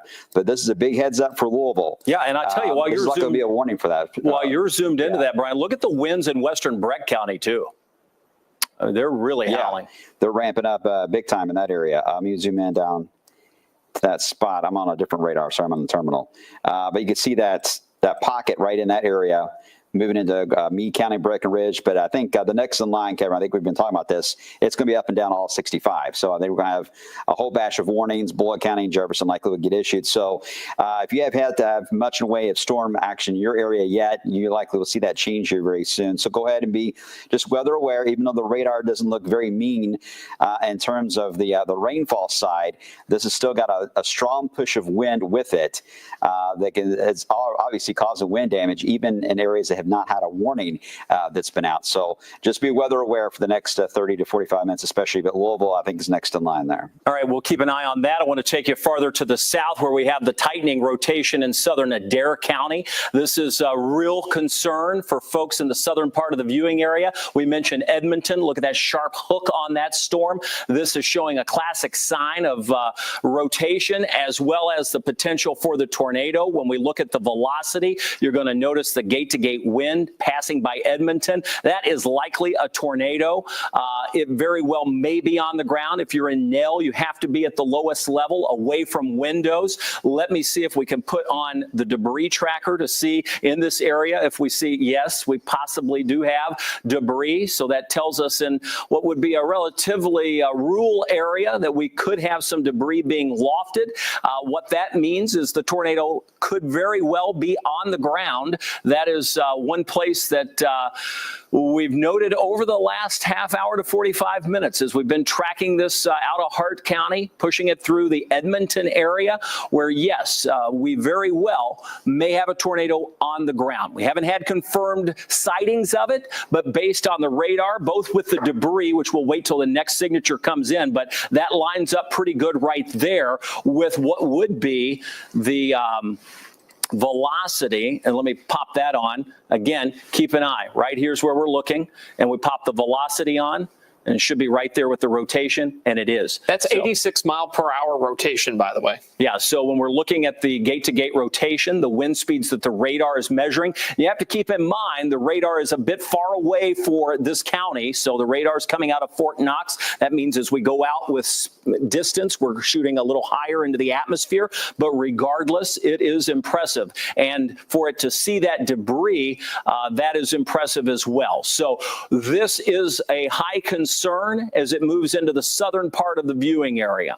This is the county line, Adair County, Nell, Breeding, Sparkville, to the basement, the lowest level. If you don't have a basement, an interior wall or room, could be under a closet, could be under a staircase, could be in a bathroom. Just stay away from windows. That's going to be the important part. This may go down as the biggest storm we have on radar for our viewing area today as it makes its trek farther to the east. While I'm tracking that, I'm going to turn it back over to Brian Good, who's keeping an eye on high winds moving into the metro area. Brian, I'm going to keep an eye on this. You take us through Jefferson County. All right, for Louisville and in southern Indiana especially, again, we've been having several reports of trees down across roadways, power lines down into parts of Washington County into Clark County. This was an area that saw a burst of wind about 10 to 15 minutes ago, that bright pink there, almost a white color in northern Clark County. That is now heading into Trimble County. If that pocket of wind is still there, that's where it is. In the meantime, this is an obvious pocket of wind that has a severe thunderstorm with it. It's just west of Louisville Metro. You probably have heard the thunder outside, an amazing light show. We've been watching our camera feeds here, so lightning, very vivid. This wall of wind heading right along the I-65 corridor. Even if we don't get a warning for that, I suspect we will, just based on the radar interpretation. But even if we don't, you're still going to have the potential to get winds that could get up to 60 miles per hour and cause some tree damage there. So while we have this massive supercell and our southern counties heading to Adair County, we also have some strong winds in the metro. So really 2 different areas we're watching carefully for the next 30 minutes or so. Yeah, and we've got our eyes on both, so just keep it tuned here. You're going to notice looking at that radar view. New warning coming out. And I don't see it yet. This is going to be Breckenridge. Tornado warning? Yeah. Okay, so new tornado warning. There it is. Let's just go to it. This is going to be that area we were watching across Breckenridge, Grayson, and Hardin County. Again, this one's radar indicated up to 1-inch hail, 9:15 on the expiration time on that. That's Central Daylight Time. So again, 10:15 Louisville time. We're going to track that storm off to the east as well. That storm moving at 65 miles an hour. So that forward motion, an indicator of just how strong those winds are. This will take it south of Hardinsburg, moving through Centerview over toward Howe Valley, Eastview. If it holds together, it would likely stay just south of Elizabethtown. This is moving again across parts of southern Breckenridge, very sliver of northern Grayson, and into western Hardin County. I'm going back to the south because this is urgent. You've got to be in your tornado safe place if you're in southern Adair County. Family or friends, call them, let them know this tornado is continuing to tighten up. It's now moving across into western and the southern part of Adair County. Nell in Adair County is getting nailed right now. You can see Sparksville. You're going to be in that line as well. Breeding may go just north of you, too close to call, but it is a very serious situation of what's happening in Adair County with that view of the radar in terms of velocity and debris. We're looking for something that doesn't match. It's a little less defined. Remember a while ago, we saw more of those blues. What we're looking at in the debris tracker is something that doesn't belong. Raindrops, we know they're uniform. When it looks uniform, it's good. When we see something that stands out as the radar hits it and bounces back and it says, wait a minute, that was far more dense than a raindrop, and it paints it in as blue, then we see debris. The good news is that has eased just a bit. So what may have been on the ground near Edmonton may be lifted. Regardless, it can touch back down, and we're going to go through that latest scan there. What we do notice is that on the velocity, we can clearly see where we would have that rotation, and that is going to be moving through the Nell area. I'm going to go back to the reflectivity. That's the radar view. And with that, on the northern side, we would have the heaviest of rain moving toward Milltown, Gradyville, over toward Columbia, and then on the downside of this, the possible rotation moving through Nell. You can see the tornado warning includes the southern part of Adair County. Severe thunderstorm warning takes care of the rest. Going back to our home view, we've been focused on 2 different areas, and now we have 2 separate tornado warnings to talk about. We just covered the one in the southernmost part of the viewing area. Now moving into the western part, moving through Breckenridge County and into parts of Hardin and northern Grayson County is another tornado warning. I'm going to zoom into this. I'll talk about that. Brian's going to, again, talk more about wind that's moving closer to the metro. Fordsville, you've been hit more than once with heavy wind. That's pushing through, now moving over toward Axtell. Under a severe thunderstorm warning for Louisville Metro now. That new warning is just coming out for Louisville, and this is Jefferson County's play at severe thunderstorm warnings for strong winds moving in our direction. That's upwards of 70-mile-per-hour winds possible with that, coming with that considerable tag. Again, over 1 million people in the path of this one warning that not only includes Jefferson County, but it also includes a chunk of Bullitt, Clark, and Hardin counties. So a number of folks in the path of this storm. Could see hail, but the bigger threat's the wind, and we've already seen damage. Prepare for power outages in places as this moves through Jefferson County, Bullitt County, and eventually over into even parts of Spencer and northern Nelson County as this storm continues to make its way off to the east. This storm also moving roughly at about 50 to 60 miles per hour. Back to the tornado warning. I'm going to put on the velocity so we can see some of the wind that is fueling the rotation, not far from the Axtell area. If you're familiar with this zone or part of our viewing area, Hardinsburg, Axtell, Rough River Lake over the 2 county lines from Breckenridge into Grayson, And you can see Short Creek, again, the bulk of the rotation right over the Axtell area, going to push that toward Constantine and then over into Hardin County. That will cross over. You can see the warnings that have been issued up into Jefferson County as severe. Possible winds up to 70 miles per hour. At this point, we've already noted that 50-mile-per-hour winds with no rain at all earlier in Jefferson County and in southern Indiana have already done a number in terms of knocking down trees and power lines. So it stands to reason that we could be seeing a lot more power outages as we roll through the next hour or two here in Louisville. Let me go to our home view. You can see what's moving in. The cluster of storms, the one to our south, that one has the sort of textbook, and we would expect that, right? It's not in that line. It's out on its own. It's feeding off of an environment that relatively has been untapped since earlier today. So with that, we see this storm has the most organization, probably has the greatest ability to survive, which is why it's what we would call a long track supercell. That storm is now firmly into Adair County. And as I zoom in and look at that velocity, we should see the rotation passing by Nail, moving toward Breeding. Again, going just north of Breeding, staying just south of Gradyville. Next in line would be somewhere close to Glens Fork. I'm going to keep an eye on what's happening in Adair County. Let's go over to Brian Good, who's watching Jefferson County and the storms moving in with some pretty powerful winds here. All right, Kevin, I just sent a note out to our team. We got crews out. We'll be checking with Logan, by the way, in a second. We want to keep the radar up as much as we can. While we're doing that, let's do the split box here if we can, just because we're watching the strong winds moving into southern areas of Corydon, over into western Jefferson County. And I know Kevin's looking at some more data coming in too. This is heading toward PRP Valley Station, this pocket of wind that's moving into the area. Logan Perone is in the storm tracker right now. Logan, where are you at exactly? I know you've been traveling between the Snyder and Shepherdsville back and forth, and now it looks like the strongest of winds about to approach your area, but give us a bearing of where you're at now. Yes, we're actually in the Meyer parking lot. We're about 265 and 61, so Preston Highway and the Gene Snyder. Just within the last, I'd say, 10 minutes, a lot more lightning. And I was actually outside the car, got right back in because the lightning was so big. You could hear the thunder. I could feel it rumble. And I'm just going to give you a look outside. Again, like you guys have been saying, not necessarily a lot of rain coming down, but a lot of lightning, a lot of thunder. You could feel the wind pick up.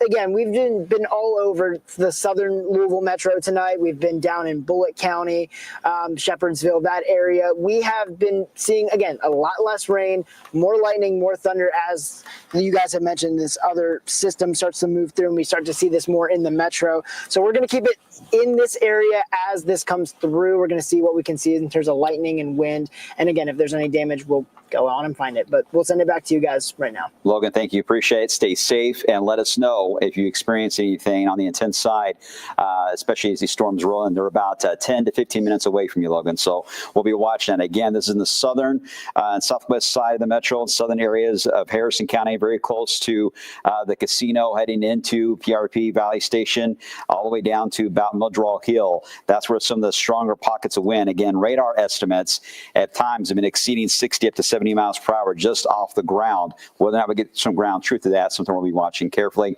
Ron, you've been on the phone like crazy talking to a lot of folks. What are you hearing out there? Yeah, so Breckenridge County is in good shape for now. Just off the phone with dispatch and fire down there. They're in decent shape. The problem is we keep getting these damage reports in from parts of wave country a little closer to Louisville. Highway 150 in Palmyra. They've got trees down and injury accidents due to that. We've got power out in Pekin, and a viewer says trees are literally everywhere. So something has happened in Washington County for sure when it comes to wind. Breckenridge County, of course, we said not a whole lot yet. The power outage numbers continue to increase. You'll see about 1% of track customers in Breckenridge County continue to be without power. More phone calls to make, guys, as these storms continue to press through. All right, lots of damage, lots of power outages, more to come. Our focus to the south has been on the storm moving across the southern part of Adair County. There's Columbia. You can see the storm is staying south. At least the largest rotation is staying south. Not a confirmed tornado, but certainly one one that looked as though it may have had debris on the radar and a very tight signature that we look for. So could have happened or briefly touched down. Pretty rural area once you pass Edmonton and move into western Adair County. Nonetheless, we're watching that storm. Not far from there, as I zoom out on the radar view, and I'll put the radar back on instead of the velocity. And as we go back to our home view, I'll point out that is the southernmost part of the viewing area. Coming up I-65 into parts of Hardin County and LaRue County is storm tracker and meteorologist Justin Hilliard. We've been keeping an eye on his viewpoint from the vantage point that he has in the chase vehicle he's been in, chasing from Bowling Green and now lifting to the north. Again, not far from the Upton area. Justin is a meteorologist. If you're looking for seeing his feed, you can find that at livestormchasing.com. Just look for his name. But nonetheless, no rain there, but you can see the lightning in the distance. We'll keep up with Justin and see what's happening as we roll through the rest of this evening. Back to the live view on the radar. While we have that storm to the south and Justin's in this dry zone, it's about to get overtaken. So he's intercepting this tornado warning that's coming in out of Breckenridge and Hardin County, likely setting up shop somewhere near E-Town as he continues to lift to the north. This is the next tornado warning. So we have the one to the south. That's in southern Adair County. We also have the one that's moving across parts of Breckenridge County. Let me zoom into that, and we'll track that storm as it makes its way through. Brian's got his eyes on the metro, so we're coming to him next so you can know what to expect here in the city. It's a severe thunderstorm warning for us, but powerful winds. We're looking at the Axtell, Rough River Lake area. The strong winds continue to move through. It's not as defined as what you see back to the south in the Adair County storm, where we have those gate-to-gate winds, or the reds and the greens right next to each other. A little more murky or harder to define in terms of where we would have the strongest rotation. It looks like it would be past the Axtell area now, moving over towards Centerview. This would take it into western Hardin County within the next 15 minutes and continue its eastward movement as it moves through Franklin Crossroads and Eastview, eventually approaching E-Town. We do have cameras in E-Town. We've got our SkyTrack network up, and we are seeing a ton of lightning out of all of these storms. Let me go back to our radar view. That tornado warning remains in place as we continue to track that off to the east. And I can show you as we go back to the home view and zoom in, that warning is in place until 10:15. So another 12 minutes on that. So we've gone through the two tornado warnings that we have. Southern Adair County, a good chunk of southern Breckenridge County, moving into western Hardin County. We're checked up on those. Let's talk about the severe storm moving through Jefferson County with some powerful winds now moving into the western part of the county with Brian Good. All right, we're monitoring the middle box right below me here. That is a live look at Ollie International. We're looking in the direction of that storm, so we'll know very soon. That camera is very sensitive to very strong winds. If it goes wild, we'll have an idea of what some of those gusts are, especially when it hits the instruments there on the runway itself. This is a look at the wind pocket, and this is on the western side of the metro. Here's Dixie Highway, Valley Station area down to PRP. This is where we're, again, getting radar estimates that exceed severe limits over 60 miles per hour. We just don't have the ground truth yet, but we got to treat it like that wind can easily be pushed down to the ground level. The radar beams in Mount Washington, we've got a different radar on so we can see this wind field a little better as it moves into southern areas, southwest side here of Jefferson County, northwest side of Bullitt County. So big heads up for those of you in Fairdale, Okolona, Highview, down into Shepherdsville.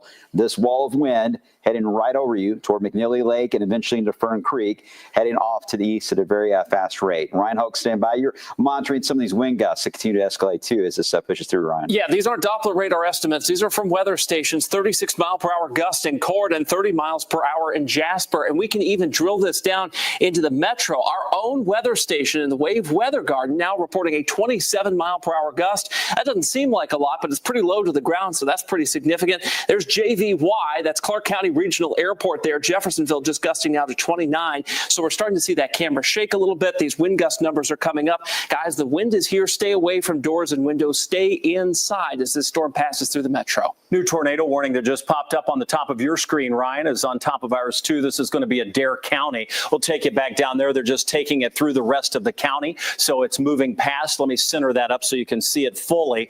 You're going to notice this is for Adair and Russell County, so that takes you over closer to the Lake Cumberland area, including Russell Springs and Jamestown. This storm has passed by Nell, passed by Breeding, Gradyville, moving just south of Columbia. Columbia would have been under the threat of large hail and heavy, heavy rain. Lots of lightning within that part of the storm as well. But the greatest rotation is now approaching Glens Fork. That will continue as it moves out of the county within the next half hour to push into parts of Cumberland County. And that's where we have 1 1/4 inch hail and obviously the potential to see that tornado. I'm going to show you the rotation on that, on the velocity. We're looking at it gate to gate winds, reds and greens side by side. Here it comes into Glen Fork. You should be in your tornado safe place. Anywhere just south of Columbia, advised to stay in there until that area of rotation passes, regardless if it's on the ground or not. And we can't tell that based on the radar. What we can say is it's easily could touch down. And we've seen that a time or two through the course of this storm that's been on the radar for hours now.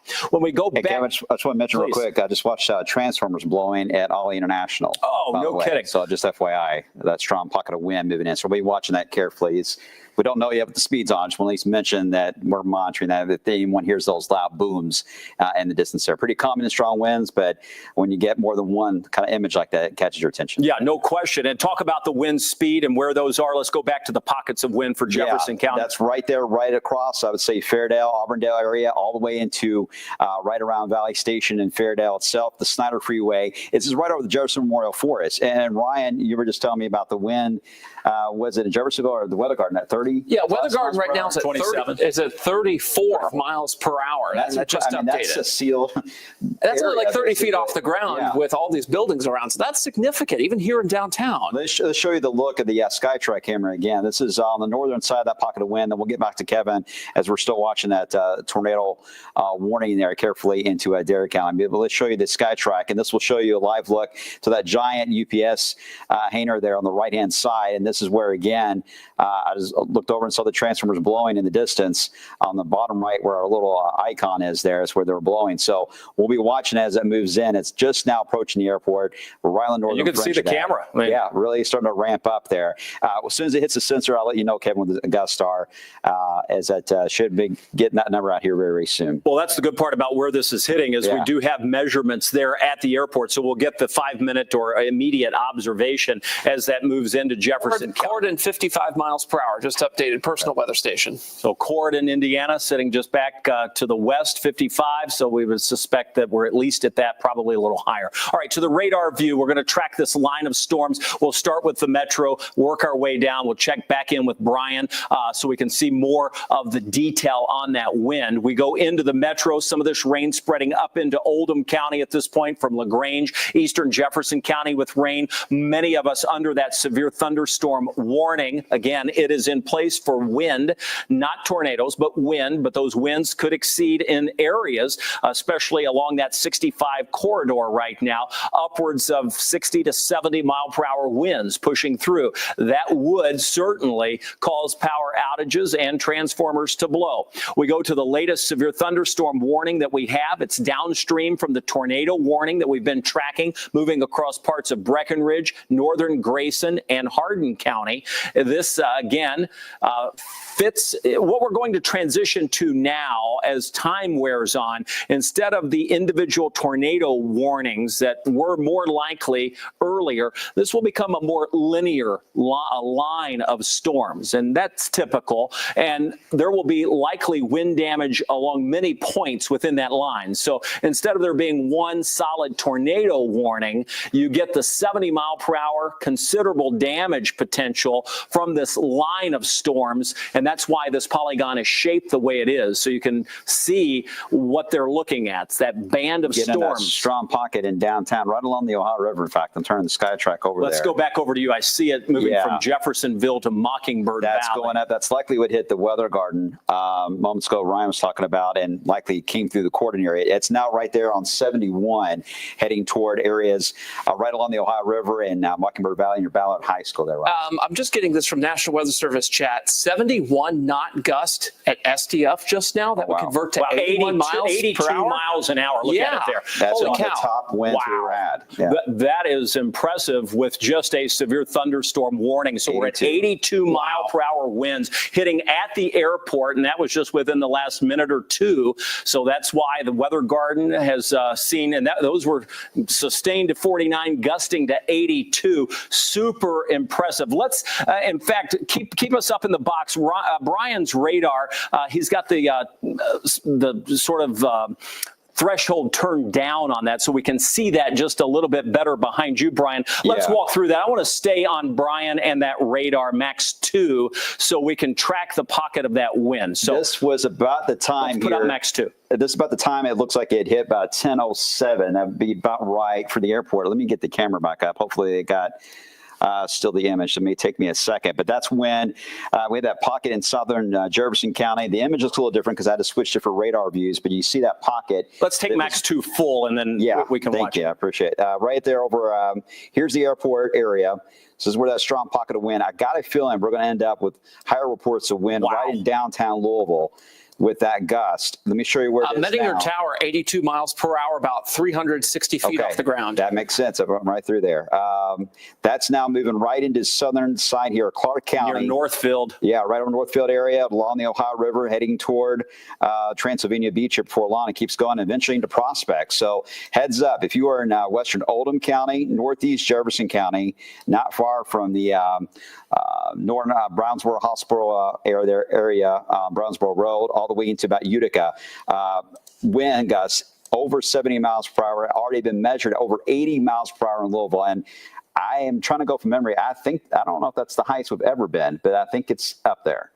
Yeah, I don't. The top 10. I can't think of anything that we had 78 and 79 a couple times in 2022, but I can't recall an 82 mile per hour wind gust. So that is amazing to see that kind of a wind gust. New tornado warning coming out for Breckenridge, Grayson, Hardin, Hart, and LaRue. Strongest winds in the metro now are over Utica, Glenview, back down to Northfield and Barber Mead. Estimated winds on radar coming in over 80 miles an hour with that. So again, that's in the metro. We go back to the tornado warning that's being expanded off to our south, and you can see that includes what I mentioned with Grayson, Hardin, Hart, and LaRue, Litchfield, Millerstown, Short Creek, all in that until 10:45. That storm is the one we've been watching. Not confirmed, it's radar indicated, but that is the one just off to the south. So we've got 2 tornado warnings there, the one moving out of Adair County, and very powerful winds that have been measured, so this isn't a guess, at 82 miles per hour. Where is the storm tracker, and are we anywhere where there's damage? At 82 miles an hour? The power outage everywhere. I was going to say at 82 miles an hour, we have to have massive damage across the city. So I'm sure power outages are stacking up by the second as this core of wind moves through Jefferson County. Let me go back to the view and let me zoom in. So let's just zoom in. And our newsroom will be making calls as well, figuring out how many power outages we actually have. But the core of the wind displaced from where you would think the strongest winds may be, the lighter rain producing some of the most intense wind in Jefferson County, moving in northeast Jefferson County, Glenview Hills, Prospect, across the river near Utica. That is, you need to be in your tornado safe place. 82 mile an hour winds have been measured in 2 different places, at the airport, at the tower downtown, lifting to the north and east. This is a big deal. Now we continue to track this to the south where we get into the heavier rain and the lightning. Again, still powerful winds with this, just not as strong as what we've seen where we were looking at the lighter rain and where we actually measured the wind. We get down across northern Bullitt County. We have heavy rain and a lot of lightning. All of these storms contain massive lightning. The severe thunderstorm thunderstorm warning continues there. We're just trailing this down. We get into northern parts of Hardin County. Get your bearings. There's Radcliffe, Longview, Rineyville. Strong storms moving through. Powerful wind. Very little in the way of hail. So we're seeing the hail threat diminish a bit. It never was extremely high. We continue to track this down, and we're going to get into the tornado warnings. And you can see the first one of two moving past the Clarkson area. This is over toward Litchfield. It's this line of storms that has the ability to rotate as that moves through Litchfield over toward West Clifty, Fragrant, over to Millerstown. That is one tornado warning that we have. The other one a little bit farther to the south as we work our way. Let me just show you where it goes as we move it east. That would be Broadford over toward Priceville and Bonnieville. So we're now down into Hart County, LaRue counties where you find Upton, Sonora, lifting up into Hardin County. So you're under the tornado warning. Farther south we go, we have the storm that's been moving out of southern parts of Adair County. There's Allendale, Summersville. You work your way farther to the south, and eventually you get out of the storms altogether. As we look up toward Magnolia and we push back, and we're zoomed in pretty tight here, I'm going to get over toward the Campbellsville area, and then we'll go just south of there. There's Campbellsville. This is the Green River Lake. We had the other tornado warning that continues across southern parts of Adair County, and that's just about to move out. But notice the hook on that. Let me show you what that rotation looks like.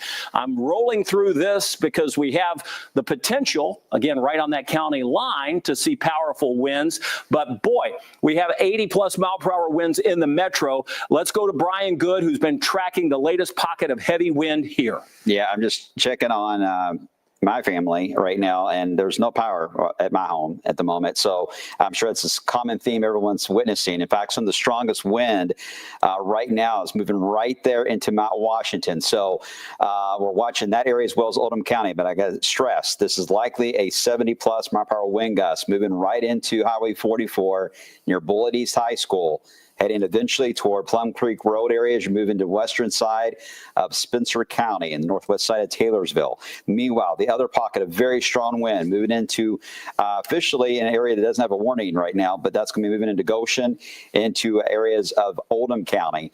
We're monitoring that as well. But again, this has already been confirmed reports of 80+ mile per hour winds with this line of storms. And that pocket right now that's right over Fern Creek and Mount Washington is the most concerning that we got. And Ryan, I think one of the telltale signs was that wind gust that hit 34 miles per hour in the weather garden. That something was array with this particular band. Yeah, and that's blocked by all sorts of buildings, guys. I do want to go through the significance of this. 82 mile per hour gust here in Louisville. That's as of 10:08. So that was 10 minutes ago, gusting to 49 miles per hour here in the weather garden. That's a big deal because that's a very shielded anemometer, 55 miles per hour in Cordon. This will now be the third fastest wind speed recorded at the Louisville Muhammad Ali International Airport since record keeping began in 1970. So that'll be just below 1971. And look at that, April 3rd, 1974, an 84 mile per hour gust. Guys, we have about 13,000 people without power in the metro, but that number continues to skyrocket. You see this map right here? It's going to get a lot more colorful in the next 10 minutes, Kevin. All right, appreciate that.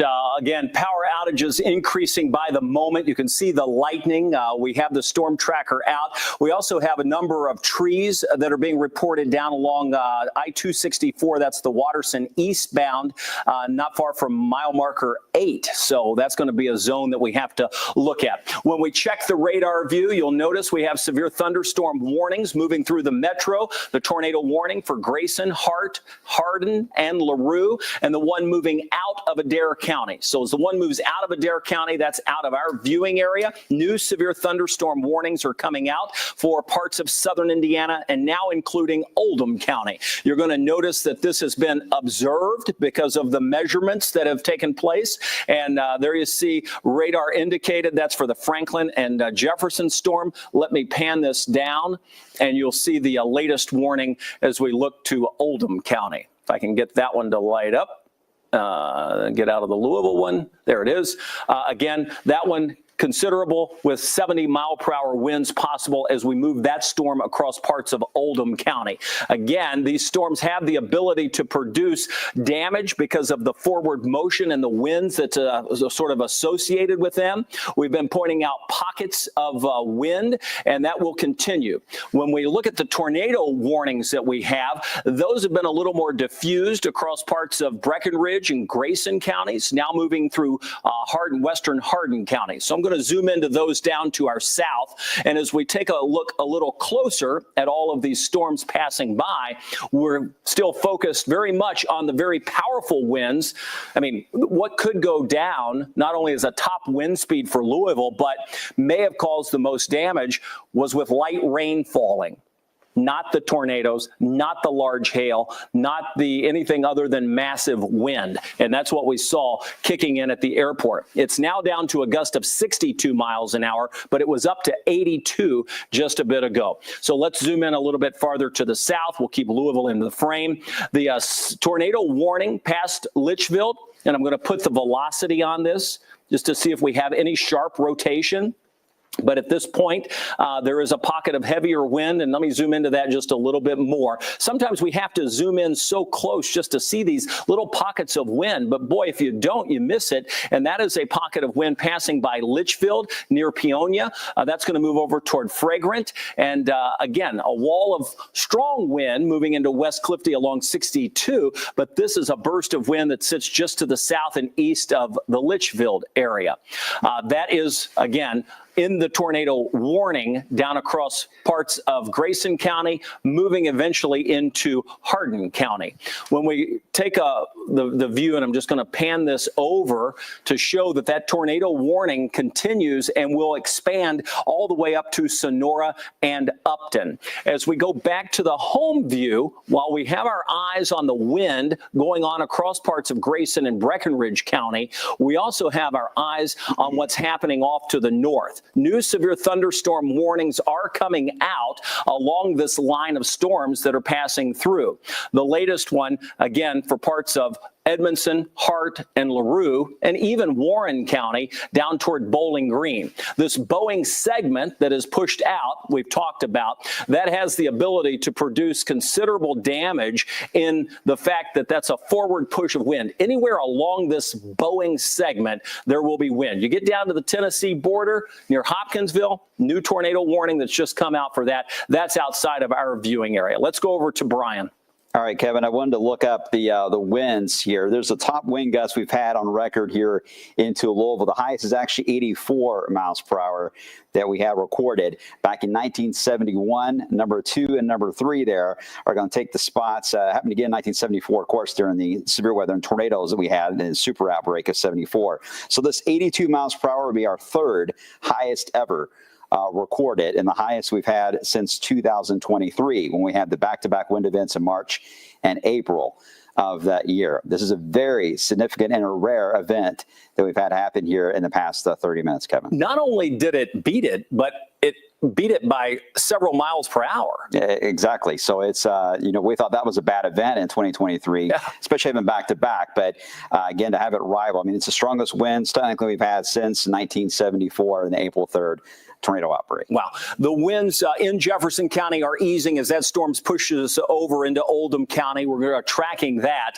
Again, a number of power outages are just now starting to build and come in. The latest warnings that we have across the area are mainly due to wind, but we do have the tornado warning off to our south across parts of Grayson County, moving now into the western and southern parts of Hardin County. So that's one area. When we look at the whole picture, we've got storms from Columbus to Cincinnati through Louisville, down near Bowling Green, Paducah, and into northern Arkansas. If you're behind that line, things are calming down slowly. There may be a few storms that try to pop, but the real show is now moving through. And even though it may be a couple of hours behind time of when we thought it would be here, a lot of that was related to how late those morning clouds stuck around this morning, and it just delayed the onset. But now that we've destabilized and brought in the front, you can clearly see what is unfolding across the viewing area, and that is a massive wall of wind with pockets of even heavier wind or higher winds that are doing damage. When you talk about winds over 80 miles an hour with just a general thunderstorm, that's impressive. And not very common at all. So we've seen that in Louisville. We measured it at 2 different locations, and now we're tracking the storms to our south. Does this mean everybody's getting winds like that? Absolutely not. These are small pockets of very strong wind with a broader area that still has probably 50 to 60 mile per hour winds, and that can still do damage. Let us walk through the radar with you so you can understand what's happening across the Louisville area. And I'm going to zoom in. And again, looks like light rain falling across Oldham County, but some of our strongest winds are likely occurring there down into northern Shelby County. We see the strongest rain or heaviest rain falling in southeast Jefferson County, not far from Fern Creek. The wind is still strong, but nowhere where it was. Our gusts now are at 58 miles per hour, likely a little higher toward Fern Creek, moving into Spencer County near Taylorsville. We get down to Cox's Creek and Bardstown. SkyTrack cameras there bouncing around a bit, showing increasing wind speeds as these storms move into Nelson County. We note that all of that area is under a severe thunderstorm warning. We go over to E-Town, moving into Elizabethtown with heavy rain. Severe thunderstorm warning in place just south of you near Sonora. We've been keeping an eye on that storm through the eyes of Justin Hilliard, a meteorologist and storm chaser that we have the ability to see the feed for coming out of there. There's not a lot there now, but what's moving in is just now crossing out of Grayson County, pushing into western Hardin County near Harcourt over toward Millerstown. That's going to continue to move over toward 31W and I-65. That will be another push of wind that moves through with that potential for damage as that makes its trek at about 50 to 60 miles per hour. So we continue to see that passing by. To our south a little bit further, we see additional strong winds moving across Brownsville. Not far. This is, again, just moving outside of our viewing area, just south of Grayson County and moving into parts of Hart County. So wind is now the big deal that we have to keep an eye on, and it really is about finding those individual pockets of wind that we have across the area. There's one of those moving across parts of Spencer and Shelby counties right now. Let's take a look with Brian Good. All right, Kevin, this is going to be near Normandy and not too far away from Yoder and northwest of Little Mount as you get into areas just past 155 there, Taylorsville Lake Road area, as you get into the far northeast side of Spencer County. Radar estimates right now are over 70 miles per hour, this particular pocket of wind heading on the southern side here of Shelby County. Now, you have a severe thunderstorm warning that's out already for this. It's got a tag already listed for potential of 70 mile per hour winds. Radar is still estimating that potential. It's going to be heading right into Olive Branch. See a little bit of a hook, not a hook, excuse me, a Boeing segment right through here, just north of, say, Taylorsville and Taylorsville Lake. That little Boeing segment, that's what you're really going to watch. Let me get right into the street level on this one. Again, this is going to be very close to the Normandy area. Some of the streets, let me take off my cursor so you can see it. Looks like Jefferson or Jeffers Lane, getting into Meadow Lake Drive area.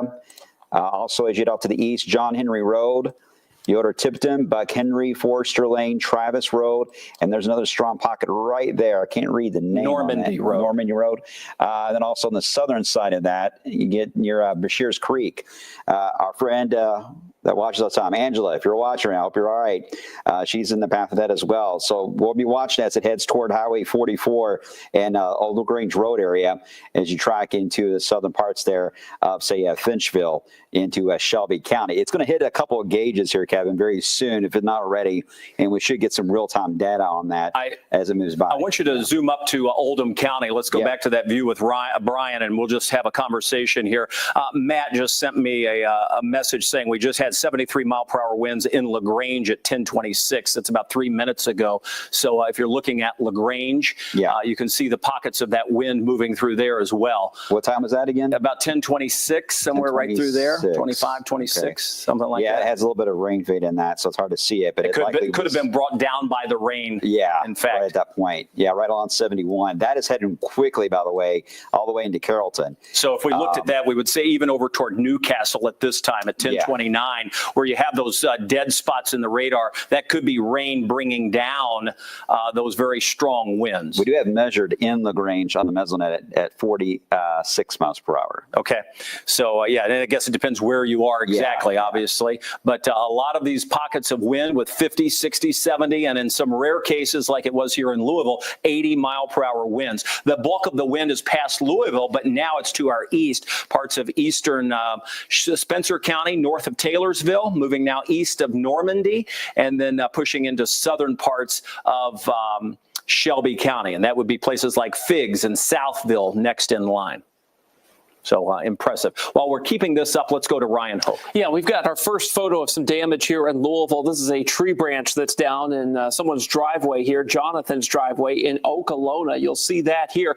If you've got photos or videos of your damage, you can post them to the Wave Weather Facebook page. Just find the post I have up there. It's purple. It's got a bunch of text saying, hey, do you have, it's the 82-mile-per-hour gust in Louisville. Do you have photos? Post them here. Post them there, and I'll be able to put them on TV here in our live stream. Look at these wind damage reports from MPing, which is an app you can download for your phone from the University of Oklahoma, the National Weather Service. Those purple icons, that is the highest level of wind damage you can have, and you'll see that out near areas closer to like, oh gosh, what is that, Shively, and then once again, a little closer to near Fern Creek and Glenmary, just west of there near Turkey Run Park. As we zoom out, you'll see the wind damage reports here. We, of course, had the 82-mile-per-hour gust here in Louisville, 55 miles per hour up toward Henryville, Indiana, a little bit earlier, measured by a personal weather station. 21,500 customers at last check here in Louisville are without power. There is also a significant power outage in Washington County, Indiana. Nearly 15% of Washington County, this includes like Salem, Gibson, Campbellsville, Livonia, Hardinsburg, Indiana.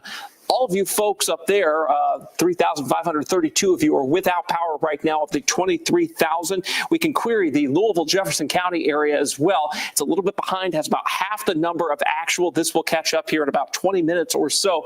But nonetheless, you see this lighting up as we promised it would. You would have the third highest wind gust here in Louisville's history, and expect to see a lot of damage and power outages. And guys, these reports are going to trickle in. It's going to be hard, though, because it's the dark of night, hard to see. But please, if you're posting those photos on our Facebook page, do so safely, Kevin. Yeah, for sure. We're getting some reports out of the Shively area that just mentioned that not only do we have damage, but there may possibly be some rescues going on. We're working to firm that up and make some confirmation, but that area could have very well been hit hard. We've seen that. When we look at what's happening again, I'm not ignoring any of the warnings that we have going on. There are a number of severe thunderstorm warnings. I think if you're under one of those warnings, you just have to assume that wind damage is possible. But the fact is, we have the tornado warning, but we're having a lot more problems outside of that tornado warning. Typically, you'd watch the coverage and we'd be focused in on the tornado warning and probably that only because there would be rotation and the potential for it to touch down. But the fact in this matter is this is a massive wind maker, and we've seen 82-mile-an-hour winds outside of even a thunderstorm where it was just light rain passing through, and then the thunderstorms came in behind it. So we're not ignoring any of the warnings for folks that feel like, well, you're not paying attention to where I'm at. Bottom line is, if you're watching across Kentucky and you're not in Breckinridge County, then you need to be prepared for massive wind, 60, 70, possibly 80-mile-per-hour winds in some locations. It's not going to hit everywhere, but it will hit in a few locations as these storms move through. At this point, the core of this happens to be right in this pocket here, northern parts of Spencer County, southern parts of Shelby County. Brian Good has his eyes on a very rural area that's probably getting blasted with 70 to 80-mile-an-hour winds. Yeah, let me check and see what the latest radar estimates are. This is near Southville. In fact, Southville's up next. Hold on, let me get the warning off so you can see that. Again, right on the border there of Spencer and Shelby County. Estimates still over 60 miles per hour in that pocket. We're tracking that again, just southwest of Southville, again, very close to 68 to 70 miles per hour. Now, some of this is just off the ground, but still very close to the reality that we've seen so far with this pocket of wind that's an arc that has been stretching right across now Carroll County all the way through Henry County, right into Shelby County, Spencer County, and northeast Nelson County. But it's that little pocket right there that has my attention at the moment. That is tracking there very close to I-64. In fact, this is going to be crossing I-64 within the next 5 minutes. It'll be heading right into Grafenberg, right near Waddy, Kentucky, where we've already had at least small hail reports, I believe, out of Waddy not long ago from this line of storm. So now you got the wind that's heading your way. And if this keeps holding together, and it has been for a while, the capital is up next. So we will likely continue with this strong pocket. There's not much, based on the radar signature, there's not much, Kevin, that would weaken this portion of that wind belt. So it is likely to keep going all the way into Franklin. It's on that forward edge. So Southville, Mount Eden, these are places that, again, seeing that powerful wind as it pushes through. That extends out in both directions, but that certainly is the core of it, right along the Spencer-Shelby County line, south of Shelbyville and off to the east of Taylorsville. So Mount Eden really seeing the heaviest of that wind at this point. While I have this wind product on, I'm just going to zoom about. You can see stronger winds pushing even into far eastern Spencer County, from Mount Eden down to Van Buren. Bloomfield seeing some pockets of wind move through.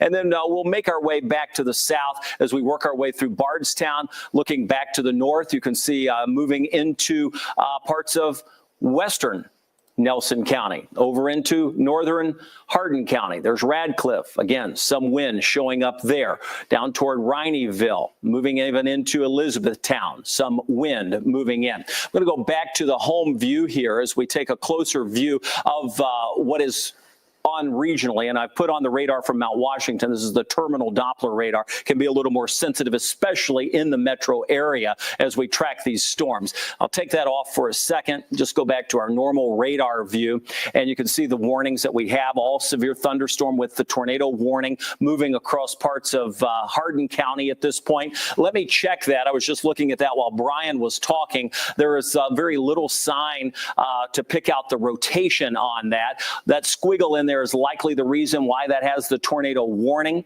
We have a new severe thunderstorm warning that's just lying outside of the area. That's going to come out for Casey and Russell counties in Kentucky. Nonetheless, the warnings will continue as long as this wind field stays strong, and even in some cases intensifying as the low-level jet stream increases.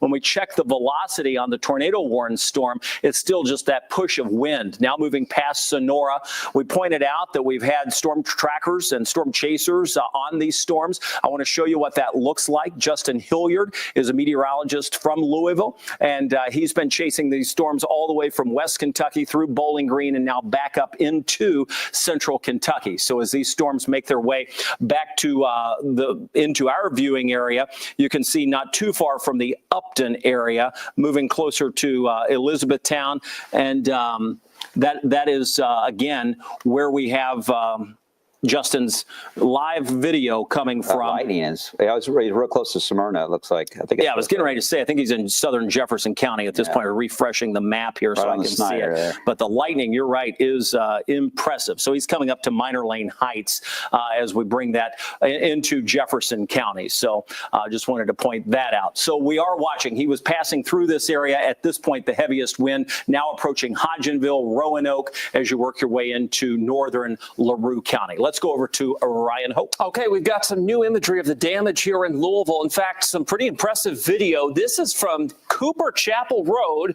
southern Jefferson County near Preston Highway. Pay attention to the right side of this video. You will see a tree come down just in a second, and here it comes.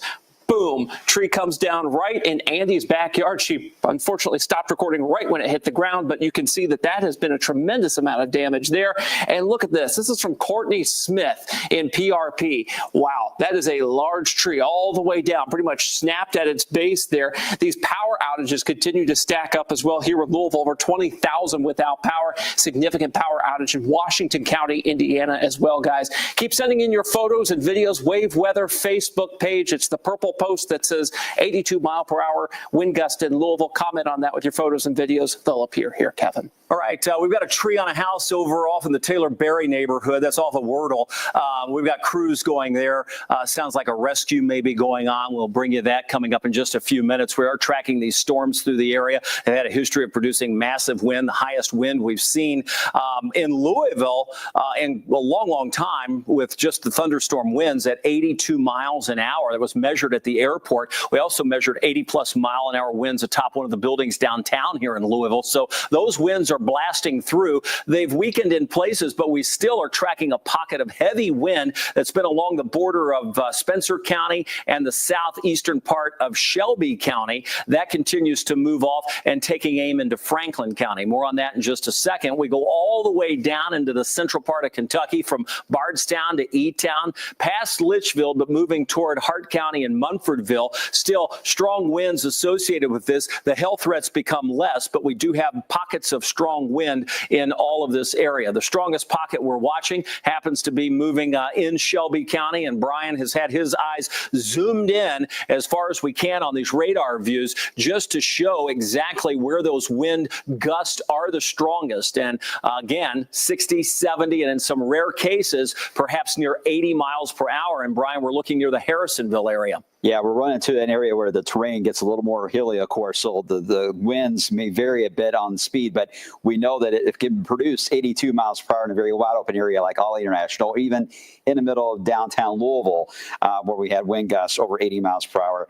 This could certainly do the same thing. Right now, it is located right over Harrisonville, eastern side of Shelby County again, heading right into Franklin County. Can't stress enough, we've been talking about Franklin and Frankfort for a while here, that you need to get ready for a strong surge of wind heading your way, that it will easily exceed severe thresholds at 58 miles per hour and can go as high as 80 in a couple of cases. But especially with this particular pocket, we're watching it carefully. Still some strong winds on the northern side of that, so we're not discounting.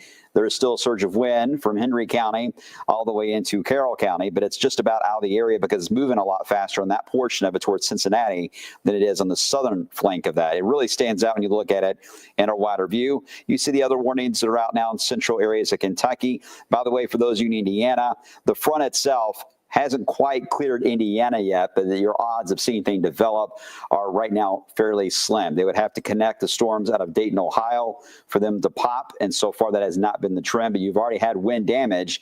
Even without a ton of thunderstorms in southern Indiana, you have one of the first signs that we were getting wind damage reports there in Indiana itself. So been a very odd scenario, Kevin. We've had these massive supercells that have been alarming on radar, but it's been the severe thunderstorms and the downburst winds and straight line winds have caused the biggest issues here tonight. Well, you and I have been doing this a long time. And I mean, when you collectively take all of the storms that the three of us in the studio have tracked, and you think about that 82 mile an hour wind and what it came from, it's just mind-blowing. It really was something because there was, light rain on the radar at the time with some lightning nearby? Well, not to say my age, but it's the strongest since I've been alive. That we've seen that kind of wind here in Louisville. So it's been a long time. Yeah, I mean, 82 mile an hour wind, that causes massive damage. Oh, yeah. In fact, I think we'll see more and more as the night wears on and the daylight tomorrow comes around.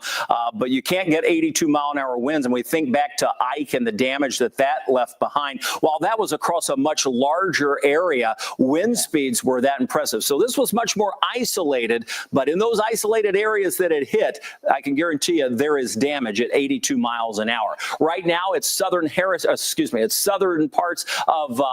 Shelby County that we're watching. That's going to be moving over towards southern Franklin County. That's where we have the pocket of wind moving There's through. Another pocket in Simpsonville. I'm going to put up the SkyTrack camera. Just now popped in over the outlet. So I just wanted to let you know, Kevin. I'll punch it in while you're talking. And here we are, Shelbyville. So Simpsonville's not too far away. I'll square that up. We're going to be right in this area here, just south of Simpsonville, just south of Interstate 64. So with this little pocket of rain on the back edge of that, that's another gust of wind that's coming out. So not too far from Fig or Olive Branch that also sits near the southern part of the border into Spencer County. So one pocket south of Simpsonville and another one working its way over toward the Harrisonville area as that one lifts into southern Franklin County. So those are two areas that we're watching for some intense wind. Back to the home view we go, just to note the severe thunderstorm warnings. This tornado warning is just about to expire. We've had no reports of tornadoes in the viewing area. We've had a number of tornado warnings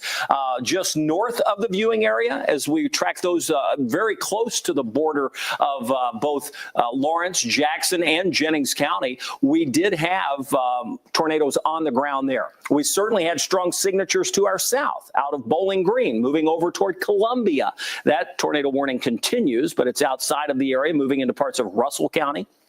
That, again, no confirmation of an actual touchdown. What we have confirmed is that we've seen a number of wind reports out of this line of storms that have produced damage. And that's what we're seeing even here in Louisville, Shively, one of those harder hit places. Let's go to Ryan Hope with some damage. Yeah, we've got new damage photos coming in from you, our viewers at home here. Thomas Church, I'm so sorry about what has happened to your house. He had a tree fall on his house. This is the Mount Washington Road area there.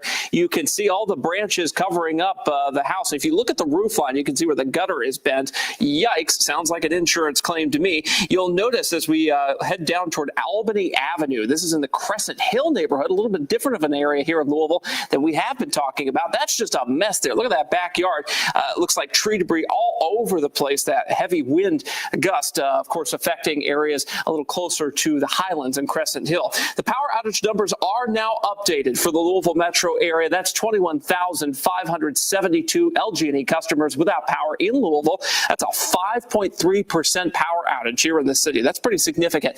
Bullitt County has a 22% power outage. That's 8,600 customers. And you'll notice we track about 39,000 customers down there. Spencer County, we don't want to forget about you guys. About 13% of you are without power right now. That's about 938 customers. And finally, let's get to Oldham County, shall we? That's about 190 customers without power down that way. So these colors are lighting up. The sort of hotter the colors are, the more orange, the more red they are, the higher percentage of a county has a power outage. Here in Louisville, thankfully, we're staying under that 10% threshold right now, but still 21,000 folks without power here in the metro area. That's pretty significant. LG&E has their work cut out for them. Please stay away from downed power lines. And of course, call LG&E if you happen to see that, Kevin.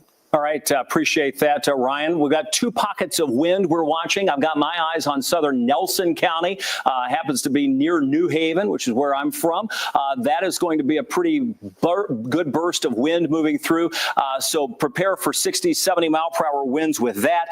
That is right around the New Haven area. And we're looking at radar measuring that of over 70 miles per hour, upwards of 75 miles per hour. So that's working your way anywhere from Howardstown up through New Haven, perhaps just a little bit farther north as you work your way, not far from, say, Balltown. So moving up to the north. I've been watching that. Brian has his eyes up closer to Shelby County. Brian? Yeah, this is heading right into an area. I just noticed on the traffic sensors, even traffic, as you might suspect, come into a crawl basically between Waddy, Kentucky, and as you head all the way into Frankfort. Of course, it's a very big drop off as you get toward the Kentucky River area. But you could see that very strong pocket of wind. Bridgeport, right over Alton, Kentucky. Again, it's crossing right into the southern side there of the south section of Frankfort itself in Franklin County and northern Anderson County into Kentucky. Now, there is a warning that is in place. You see they're adjusting it still. Obviously, based on this pocket of wind, I don't see how they're going to be able to avoid another warning section, at least a bit more of an expansion for the rest of Anderson County all the way into the rest of Franklin. But it's right on the edge of our viewing area, but it's rapidly moving to the north and east. But anytime you take that forward motion like that, that tells you that the ability to get strong gusts to the ground level goes way high. And that's been the biggest threat we've had in the area today, Kevin. All right, I want to go out to Wordle Avenue. That's over in the area of Shively. We have kids that have been trapped in what appears to be a home there that has collapsed. So we'll go there. I want to show you what that view looks like. You can see firefighters on the scene. You can see what appears to be at least a tree that's either completely on top of a structure or at least into it. So they are still working. You can see by the dark of night, there is no power with those strong winds that we measured at 82 miles an hour from the Louisville International Muhammad Ali Airport. Stands to serve that they likely were hit with those same winds before they even reached the airport of over 75 to 85 miles per hour. Moving through, that wind would destroy, it could destroy a lot of things, but it certainly can push trees and uproot trees into what we're looking at. Obviously, we've got police, fire, and EMS on that scene where we're being being told off of Wordle Avenue in Shively that kids are being rescued from the home as we take a look. So I see Louisville Fire and Rescue there, and a number of other agencies that have reached out to assist, probably in more than one location, I have a feeling. I mean, this is the one where kids are being rescued, but the wind was not just in one little spot. So we likely have a number of trees that are down. I know Logan Perrone has been in the storm tracker. He's making his way near this same area. I want to bring him into our coverage just to see if he has any additional information on power outages or where he may be. You can see the vast response from the Louisville Fire and EMS moving at a swift pace to make sure that they provide the services that they always do, especially when it comes to taking care of kids that are trapped and rescued. Logan, can you hear me? Yeah, I can hear you, Kevin. We're down in Valley Station. This is the Valley Downs subdivision. We've seen a lot of limbs down, a lot of power out at a number of different homes. It's really hit or miss in this area. We saw at one point across the street a house we saw flashlights, people inside. They don't have any power. Right across the street, all the lights on, floodlights, inside lights, you name it. We're off of Count Fleet Drive here. This is Omar Khayyam Boulevard, and you can see this giant tree behind me just blocking the way. We've had a few cars try to come through asking us if we knew what's the best way to get around this. Well, hate to tell them we don't know just exactly, but yeah, this is just what we've seen throughout the Valley Downs area. No rain right now, not a lot of lightning. The thunder have gone away, but again, what's left from those storms coming through, Kevin, this is what folks are coming out to. All right. Appreciate that, Logan. We also are keeping up with, obviously, what's happening off of Wordle Avenue. We'll keep that up. Logan, we appreciate you reporting on trees down. We know that that's causing a lot of traffic problems and, of course, a lot of structural problems across the area. We can't ignore the fact that we still have pockets of strong wind moving through. Let me zoom into Nelson County, and then I'll ask Brian to take care of the areas to our north. As we look at this pocket of wind. That is a very strong pocket. Yeah, this one is moving into the Raywick area. So this is the one we've been focused on. And this is, again, probably 70-mile-per-hour winds moving through Dant.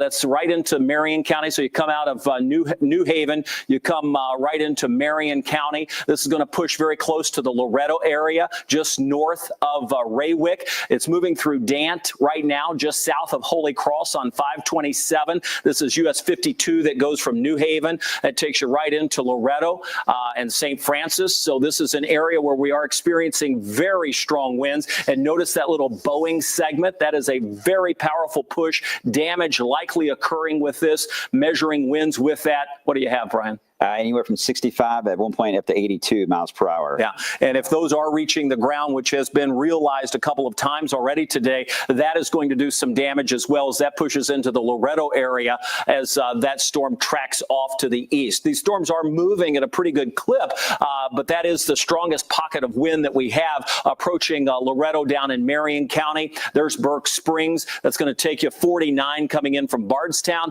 and then 52 coming in from New Haven. That pocket of wind is now right over Loretto. Next in line would be Burke Spring. While I'm zoomed into the very heart of the core of the wind, it does expand out just a bit. So let's go over to Brian Good so he can show the motion of how this has been evolving when we first picked it out as it was across southern Nelson County. Yeah, you caught it right when it was moving to that area, and here it goes, that Boeing segment. And you're right that anytime we see that backward C shape, that's what we need to watch out for. And it's moving right along the county line here of Washington and Marion County. So a huge heads up here. Expect some type of wind damage, this type of a wind surge that is raking across the northern parts there of Lebanon all the way into Springfield, into Kentucky. You're getting a big heads up at the moment. Warnings are in place for you guys to make sure you're aware. But again, this is not a tornado warning setup. This is a straight line wind setup. So some people sometimes wait to hear another type of alert or a siren to go off. This is not the case. All right. Your weather radio, our notifications here we're giving you on the app and on TV are the ways to know. And these situations can be more dangerous than even tornado situations can be. And certainly that's been the case tonight. These have caused the biggest problems. And they're moving so fast, Kevin. This is only going to take 20, 25 minutes, and it should be on the other side of our viewing area about to move out. So it gives us an idea, too, how strong those winds could be. You know, you mentioned that backward C. When we see that shape, and let me zoom out just a little bit, we can see damage across a pretty large scope of geography and real estate with something like this. So I'm going to zoom back in. I just didn't want to be as tight as I was. So let me come back to something like that. It's anywhere between the point of Nelson, Washington, and Marion, through Loretto, down through Raywick. It's that whole area that could see wind damage, with the core of it moving through Loretto. I know that area very well. It's where my grandparents are from. It's where my mom grew up. It's where my brother owns the food land. And so it's Loretto that is getting hit hard now. As we continue to track that past, this will move into southern Washington County. So you're going to need to be on guard. If you are in southern Washington or northern parts of Marion County, you need to stay away from windows. You've got to get to the lowest level. These winds will blow windows out pretty quickly, certainly down some trees. So this is going to be problematic as this moves along the Marion, Washington County line, as we move that at a pretty good pace as well, moving anywhere between 45 and 55 miles an hour. Strongest winds coming through as we're looking near the Loretto area. That would take you up through Highway 49, Frogtown Road. Those are just some areas that Brian's looking at of where we would have the greatest wind speeds, taking that closer to the Washington County line. So again, Springfield, you're not out of the woods on this. That's the heaviest pocket of wind that we are tracking anywhere across the viewing area. The core of that is located right across Loretto at this point, while Frankfort and Shelbyville have some wind that has eased just a bit. And now we see a pocket of heavy wind moving through western parts of Marion County and even down into northern parts of Greene County. Some of that strong wind trying to move into that area. So that's not too far away. That would be down toward Atilia. So it's the same sort of backward C that we've talked about that has that greatest push of wind moving through. So we've talked a lot about wind today, measuring 82 miles per hour at the Louisville Muhammad Ali International Airport, seeing the fact that we have had damage. We have crews on the scene of where kids are being rescued out off of Wordle Avenue. I want to show you what that looks like, because that's the breaking news that's taking place across the area. And you'll notice trees are down in a number of places in the metro. And we also have some trees down on the Watterson Expressway. So we've seen a number of trees. 59 miles per hour in Lebanon. 59? 59. Okay, so that's Lebanon. That's ahead. I mean, that's a pretty good chunk ahead of even where the strongest winds may be. So it's only to say that they could get stronger. I suspect Loretto had at least 59 mile per hour winds, likely higher. The strongest core of that is going to go north of Lebanon and probably reach Springfield. Now, there's an airport in Springfield. We should probably get some observations from that as that moves closer within the next scan of the radar. So we're watching the wind down across central Kentucky, western and southwestern parts of Washington County, moving through northern parts of Marion County. This came through New Haven. It moved off into the Loretto, Raywick, and now pushing along the county line of Washington and Marion counties. Very strong winds moving through as we continue to track this. We pointed out here in Louisville that those winds did cause some problems. The biggest issue that we found so far from our newsroom happened to be a house that has somewhat collapsed or has a tree that is impeding entry into it. So Louisville Fire and Rescue have been sent out to Wordle Avenue to provide rescue of at least 3 kids that were in that home. Our live pictures have shown what that looks like from the scene, with a number of emergency personnel on site, and you could see them working. It's not just like they were blocking the street. They were actually working. Do we have that where we can show what's going on off of Wordle Avenue? Again, just to... They just pulled apparently a kid out of the house, is what they just now reported to us. Yes. So they're pulling. Anyway, the kids are being rescued from that house. And on a wider view, maybe we can show it, but on the close-up views, they make it tough. Ryan Hoke is standing by with another update on some of the damage that we have seen across the area and some power outages that we currently see increasing. Right. So we've had a few more reports from Louisville here of what's gone on. Alexis says she had a tree hit her house and uprooted, pulled the power line down from their house attached to their home. They still have power, but they're waiting for LG&E. Greenwood and Dixie in PRP is where that location is. This is Fern Creek and Highview. You can see a pretty big tree branch down there. And check this out. This is, yikes, not good. I'm at a neighbor's house somewhere in Louisville trying to get the exact location here, but you can see how a very large tree limb there fell right in the middle of that house. Yikes, that is such a common story we're hearing. I do want to point out Spencer County. Spencer County, you are having a significant power outage. Nearly half of Spencer County's tracked customers, 3,500 customers, are without power. So that's a pretty big situation there. We have Jefferson County now with 24,235. That number has gone up now. Nearly 6% of Louisville is without power. Hello, Bullitt County, 22.5% of Bullitt County. That's nearly 9,000 customers, not people, but customers. The number of affected people is probably far higher because you have multiple customers per house there. And of course, almost 10% of Clark County, Indiana, that's 6,600 folks, customers without power at this time. These numbers are getting pretty significant. That Spencer County number, nearly half of Spencer County guys without power. That is pretty tremendous. No question. And we see the pockets of wind that we are still tracking that are showing tremendous wind potential. That strongest pocket is moving across northern Marion County, southern parts of Washington County. At this point, looking at the data, we're still possibly seeing upwards of 80 to 85 mile per hour winds based on the radar. Keep in mind that's the radar height, the beam height. So it doesn't mean that's what's actually reaching the ground. But even if we were to have half of that, we'd be seeing 40 plus mile an hour winds. And that can certainly cause some problems. So while this area has our greatest attention because of the wind that is approaching the Springfield area, Lebanon is in on that too. We've already measured over 50 plus mile per hour winds out of Lebanon. I have a feeling it's been even higher as we track that across southern Nelson County into western Marion County, including Loretto, where it sort of hit the bullseye there and now working its way along the county line. We continue to see that that is the strongest wind that we have on radar. I'll zoom this out, and as we go to our home view, there are others seeing strong storms. There's no doubt about it, but that is the strongest wind that we have. The severe thunderstorm warnings continue, and we're probably going to be dealing with these storms for another 45 minutes to an hour before we get them out of the viewing area. Once that happens, things will calm down. So we'll be on target to have them out of here by midnight, it looks like, and that's what we were thinking. So the end time is going to be okay. Back to the radar view, just to point out that Louisville is now clearing out of the rain. We see that pushing with the line of thunderstorms. They're all severe warned, but not tornado warned. You can still see the hook on that leading cell. Again, it's on its own. It has the ability to tap into the atmosphere. This line will likely soon catch up with it, but nonetheless, there is a hook on that storm not far from Jamestown that's been down toward the Russell County area near Lake Cumberland. And for us, we'll continue to track these storms through here, but for now, it really is along the Washington-Marion County line that we have the greatest potential for wind damage. Brian Goods got his eyes on that. And Brian, I know the radar is showing anywhere between 70 to 80 plus mile per hour winds. Yeah, I still haven't got the gust yet at Springfield. I'm watching that and see when that report comes in.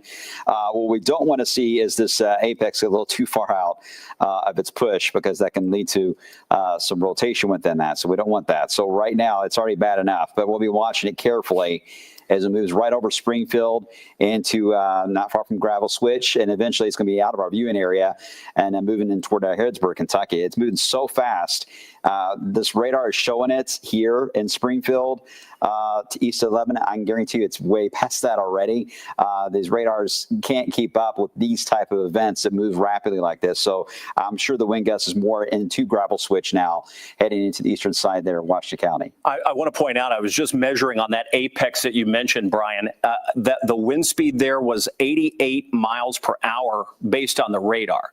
Wow. So again, if we're translating down a fraction of that, we're still getting some massive winds. Yeah, it's still way above the threshold of 58. Yeah, and has the potential to really be destructive if we're getting it even more. I mean, you get some heavy rain, it pulls a lot of that wind down to the surface. And we had a lot of heavy rain this morning, so this area picked up enough that the ground's very, very saturated here. So even a 50-mile-per-hour wind will lead to wind damage. We saw that in Borden, Indiana, into Clark County from what happened about 2 hours ago. Just wind gusts were likely under severe limits, but still caused a lot of wind damage. Now take that and nearly add 20 miles per hour to that and into a very saturated soil, and that's not what you want to see happen here. This can lead to much more of a widespread issue. And Kevin, all your family's there.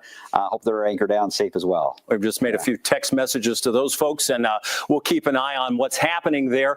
We would love to hear from folks that are in any of these areas when it's safe to do so. I know Ryan is reaching out to both Washington and Marion County emergency managers to determine if we've had any damage in that zone. So we'll be reporting that back to you. You've probably noticed behind me some of the images. The lightning has eased a bit here in Louisville from our SkyTrack. The radar obviously is easing a bit across southern Indiana and the Louisville area, Meade County, almost all of Hardin County, Breckenridge County, seeing that easing trend. Bullitt County's in that, Oldham up to Trimble and Carroll County in that. So we're starting to ease back, and we are going to be able to get some rest tonight. So if you were worried that you'd be up all night with storms, that's not going to happen. These will move through, and that will be the end of the severe weather, setting up for a pretty nice weekend.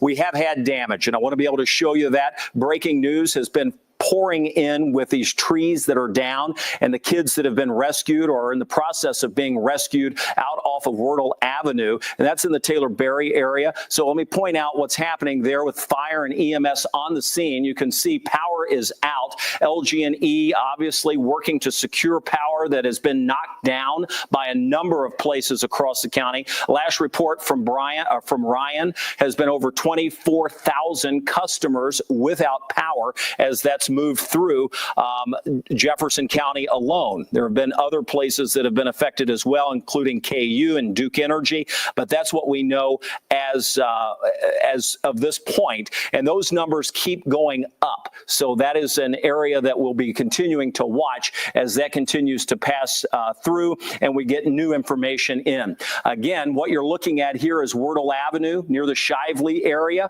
where we have fire and EMS on the scene, working to rescue individuals that are in this house. It's tough to speculate what's happened here. What we could see earlier, and I know Mark Wilson is on the scene, if he could give us a wider view to see any storm damage, like a tree that may have been into that house, or was it the house that just somehow collapsed under the force of the wind that moved through? We're not certain. But what we do know is that you can clearly see a compromised structure here that has apparently been hit by a tree. I can see that in the foreground. So something has caused that part of the house to collapse, and it looks like it's just a giant tree that may be in that house or across it. And whether that was a living room, a child's bedroom, who knows? What we do know is that kids that were in that home are now being rescued off of Wordle Avenue in Shively. While that home has sustained massive damage, the home next to it appears like nothing has happened. And it's because that tree has landed on that home. And it was no match for the weight of that tree that fell into that house. Obviously, firefighters and emergency personnel standing by and working hard. You can imagine with what that may look like inside with the broken boards and the structure that is now compromised. They have to first make sure it's safe for them to enter, make sure the people inside are not hurt, and if they are, provide triage to them before they make an exit out. And that's not always the easiest thing to do. You're watching it unfold live right here on Wave while we continue to watch where additional pockets of wind are rolling through Wave country. All right, let's go to Brian Good, now tracking that wind we were watching across Washington County and northern parts of Marion County. It's past Lebanon. Yeah, that's the strongest we've got, but I don't like seeing these little notches in here. So we need to watch this as it moves across Taylor County, even another another surge right over Greensburg, starting to bow out there. So even though we've been focused on the strongest, obviously happening there in Marion County, Washington County, we're not ignoring you guys right in this area, just south and east of the Bluegrass Parkway, where there is at least some strong wind potential that is showing up. And again, right over Greensburg, winds right now are already estimated over 50 miles per hour. We should get some ground truth to that, I'm hoping, here soon. I do know that, let's see, where's this at? This is not too far away. Marion County gets it up to 39 again, but we'll get a wind gust hopefully at a Greensburg here in a second, Kevin. But this is going to be the last of our severe wind potential, is this section of the line, but it's going to take maybe 30 minutes, but it won't take too long to get it all the way through, it looks like. Yeah, so again, by midnight, it's completely out of here, maybe even before that. I see the Mesonet station down in Loretto. That, again, was where we were tracking that 59-mile-per-hour winds with that. That, again, continues to move off to the east, so we're tracking that now across southern Washington, northeastern parts of Marion County. That will soon be out of the viewing area, moving over closer to Boyle County as with the next 15 minutes. All right, let's go to Ryan Hoke. Okay, just got off the phone with Washington and Marion counties. Washington County Dispatch says they have a tree down on Mackville Road there and construction signs that have blown into roadways across the county, so please use caution. Marion County says they are very, very busy right now. They have a lot of calls as the storms are still moving through there. I want to show you this from Facebook. Stacy Smith, huge limb snapped on South Birchwood Avenue in Louisville near Crescent Hill Baptist Church. This smashed the back end of a vehicle there. You can see that silver hatchback convertible there, considerable damage there. Stories like this all across the metro area right now, trees on houses, trees on vehicles. The power outage numbers as of 11 p.m. continue to be very impressive, with a nearly half outage there in Spencer County there, 47.3% of Spencer County without power. Here's an update on Louisville, still about 6%, still about 24,235 customers without power at this time. Washington County, Indiana, has been a problem this evening for power outages, especially near Pekin there. 14.8% of Washington County, Indiana without power. That's about 3,500 customers at this time. Let's finally get you down to Hardin County, and that's where we see about 11.3% of customers in Hardin County without power. That's about 3,700 folks down there from West Point to Radcliffe to E-Town. We're tracking, of course, the power outages for you folks down there in Hardin County. So this is a pretty widespread wind event in a year when we've had so many freak wind or freak weather events, I really should say. Add this one to the list. It wasn't necessarily the tornadoes that got us today.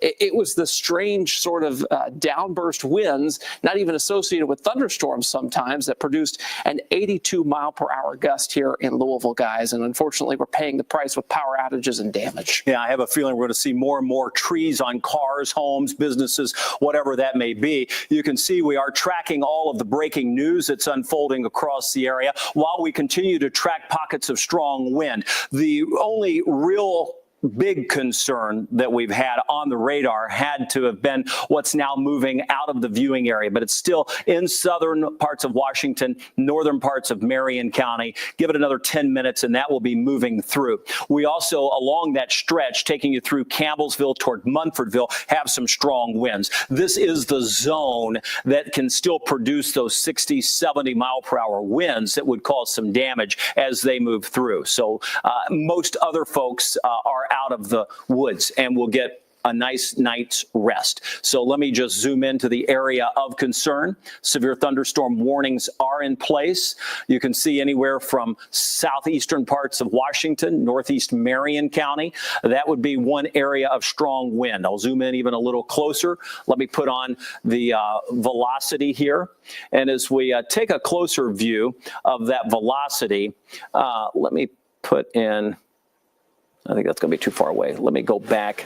You can see where that strongest wind is now, already moving across the county line, closer to Perryville. This is Washington County, Marion County, not far from Gravel Switch. So the worst has likely already occurred, moving out of the viewing areas. We continue to track that off to the east. So we know in Loretto we had 60 mile per hour winds. Lebanon, we know we had close to that, 56 mile per hour winds. Areas farther to the south, yes, we still have winds showing up on that sort of Boeing area area stretching anywhere from Gravel Switch through Bradfordsville down to Campbellsville. That is the push of wind next to move into the Mansville area. That goes all the way down toward Black Nant and Greensburg. The radar runs out because we're on the Louisville radar. Let me change this over to the velocity from the wider view, and you can still see that that wind pushes even farther to the south. So we do still have some strong wind showing up on the velocity, and that will be the case for the next 30 to 45 minutes, it looks like, and that should take us to about the top of the hour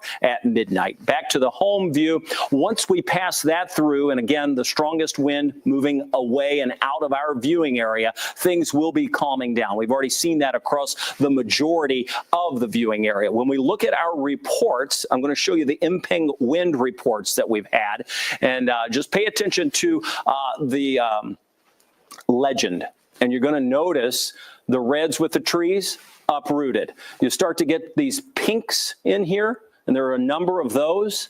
That means whatever has happened is destroyed. That's pretty rare. We don't see wind speeds like that very often. Most of the time it's tree limbs down or tree limbs snapped, maybe even a power line snapped in that case, and not far from Elizabethtown.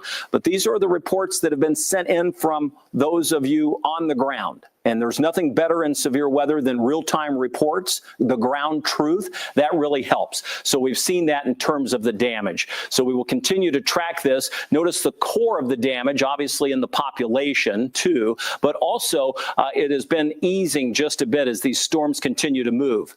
This is a uprooted tree in the area of we're concerned now, and now moving into Boyle County, but that would be across southern Washington, northern Marion County. So those are just some of the reports. New severe thunderstorm warning coming out. I'll get you to that. I wanted to put on the local storm reports here real quick, and just to confirm that we've had a number of wind reports. Funnel cloud off to the south. We were tracking that into Adair County. We all have had a number of wind reports and some hail. The latest severe thunderstorm warning coming out is going to include parts of Boyle, Garrett, Madison, Russell. I suspect it triggered our viewing area because it barely clipped. I mean, there you see Danville. Let me center this up, and as I move it, again, it's all because of the wind with tornado possible, 70 mile per hour. So again, it's replacing, but this does include parts of Adair County. So that is the reason that that is included. Now, the one you're seeing now is the one that's going to expire at 11:30. The one that will replace that is the one for southern Adair County. Once that one is out of here, so once we can transition to this one by midnight, it will be out of the viewing area, if not just before. So let's go over to Brian Good. Yeah, I was just looking ahead to see what is going to be next in that short term. And for Indiana, there is still some modest amounts of fuel that is still here. The wind shift where the front is taking place is just not hitting the Wabash. So we can't technically clear Indiana just yet. We're getting closer. There is still a bit of a line that wants to try to connect out of Ohio. We'll see if that can try to build down in Indiana. It would be more than likely sub-severe if it was even able to root down at all and develop. But that's the reason why we can't clear Indiana technically just entirely just yet until we get that front and that wind shift to completely move through the area. But no doubt the air has been worked over in a tremendous way. Look at this line, though, lining up all the way from areas of Ohio all the way through Kentucky, Somerset, Kentucky. Been watching that cell, too. That has been a nasty signature on the radar. That's probably one of the worst storms in Kentucky, other than the strong winds moving through eastern Marion County. That storm in Somerset and Pulaski County has got quite the hook to it there. Ryan, you've been keeping an eye on the social media side, which I'm sure has lit up in the past hour for sure. Yeah, you know, as people are kind of making their way out and seeing what's happened in their backyard here, they've captured some interesting images and they're sending them to us here. Hello, Toby in Hillview. Huge tree fell right in front of their front door. They can't get out of the front door. That's what the back door, I guess, is for, so they can get out of their house there. And then look at this. This is significant siding damage in PRP from Jennifer Pierce. Yikes, that's going to take some time to repair there. Doesn't look structural, but that is inconvenient to say the least. I've also just been off the phone with the Marion County emergency manager. She says they have have trees down across the county. However, no houses have been hit and no injuries are to be reported right now in Marion County. So for all the kind of drama with the 59-mile-per-hour wind gusts we saw there in Marion County, so far, nothing super bad has happened with that, guys. Just kind of the standard trees down situation. Appreciate the emergency managers and the work they do, along with all the emergency personnel. It has been a long and arduous evening to make sure that everybody's staying ahead of what's going on, especially for those emergency folks. You can see the tornado watch has been let go here in Louisville. The one off to our east will stay in place until technically 3 a.m., but our counties will be out of the threat of severe weather by midnight. When we check the radar, you can see that the thunderstorms continue to our south. That is the area off to our south that we have to worry about. So let's zoom into that. And then I'm going to take you back across the region and really look at what's happened. And we have a lot of images that have come in from viewers like you, whether you're posting those to our Facebook page on Wave Weather or whether you're sending those in through the Wave Weather app. If you're watching, our live stream has been ongoing since early this evening, and that's on Wave Weather now, Louisville's only 24/7 streaming weather channel every day, not just in severe weather.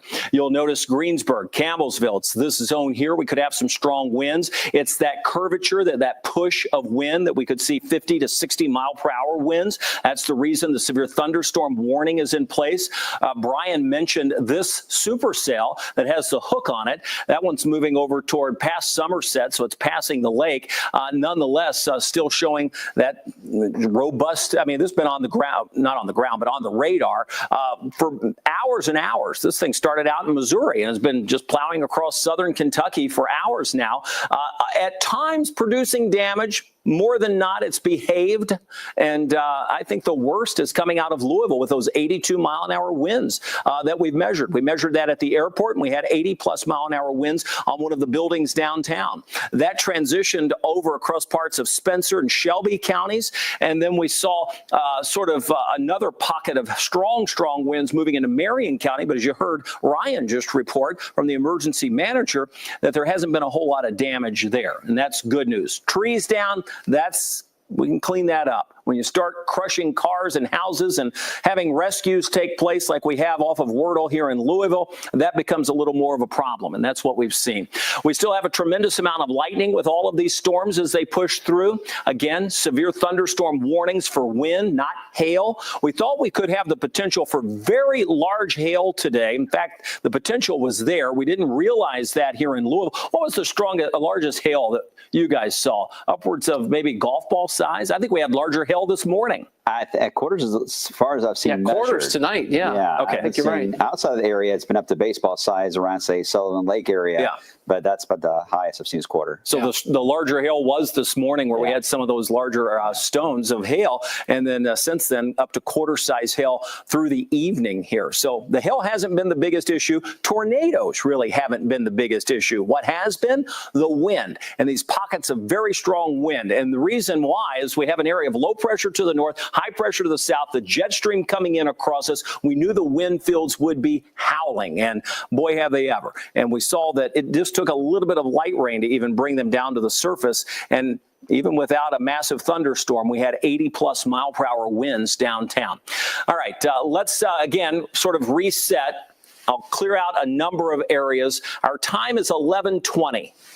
We have a decision to make. We'll track these storms through the viewing area, and once they pass by, we'll get you back to late night programming. So we're obviously taking up the time for Wave News at 11, and we have breaking news that's occurring right now in Louisville. Want to be able to give you some information on that as well before the midnight hour rolls around. By then, it will all be clear. Everybody in Louisville clear, all of southern Indiana clear, Meade County clear, Bullitt County clear, Spencer up to Shelby, Oldham, Trimble, Carroll, all clear. We work our way to the south, well, almost clear in Breckenridge and Hardin and Grayson. Almost. We'll watch this one storm that's still developing. So let's give that another half hour, 40 minutes, and that'll be moving through. And then the same story for Hart, Greene, Taylor, Adair, Marion, Washington. Those are the cluster of counties that we'll be watching over the course of the next half hour. Then those storms will be past us, and we'll all be able to say goodnight and get to a nice-looking weekend. That's what's happening on the radar. Again, pockets of wind, but the bulk of that is even easing as it moves out of our viewing area. I want to be able to take you around the region and show you what's happening. We have power that have been knocked out in a number of places. Ryan Hoke's going to show us those numbers coming up in a second. But let me take you out to western parts of Jefferson County. This is where the Louisville Fire and EMS have been working to rescue at least 3 kids that we know of that have been inside a home that had a tree crush it. You're watching the view from the storm tracker at this point. It's a little bit of a distance away. Logan Perrone is just arriving to the scene, but we've had crews on the scene that have been showing us what that has looked like. You can see the emergency vehicles and personnel just down the street, and they have been working hard to not only secure the area that they're working in, which is a collapsed house because a tree is on top of it, but we understand that there have been some kids inside that are working to be rescued. So I don't know if Logan is available or if we can show Mark Wilson's vantage point, and we'll be able to show you what's happening there live. So I know anytime we're in this breaking situation, it's all fluid. We want to get you the information as fast as we can. So we're working to get an interview with what has actually happened there and what it was like and what it is like now on the scene. Obviously, the one thing that you can clearly notice, there's no power. And with 82-mile-per-hour winds moving through, it certainly has knocked out power. In fact, the first clue that the winds were as strong as they were is when Brian looked up at the SkyTrack camera from the one we have at Kentucky Kingdom, and it was looking out to the south and southwest, and he said, "Oh, look at that. The transformers just blew." And that's when we knew that we had some massive wind coming in to the airport and to the city. It measured 82 miles an hour. Let's go out near Wordle Avenue where Logan Perrone is standing by. Hi, Logan.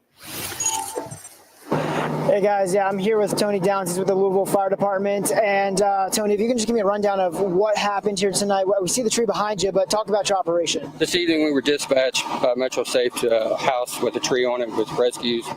Came in about 10:17 p.m. It took us 5 minutes to arrive.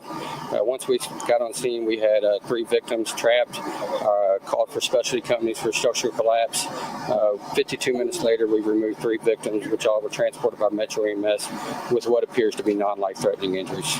And then if you could just talk to us about the operation. You said you called out a specialty unit. Just talk about how difficult it was to get them out. Again, don't have a lot of information on that right now.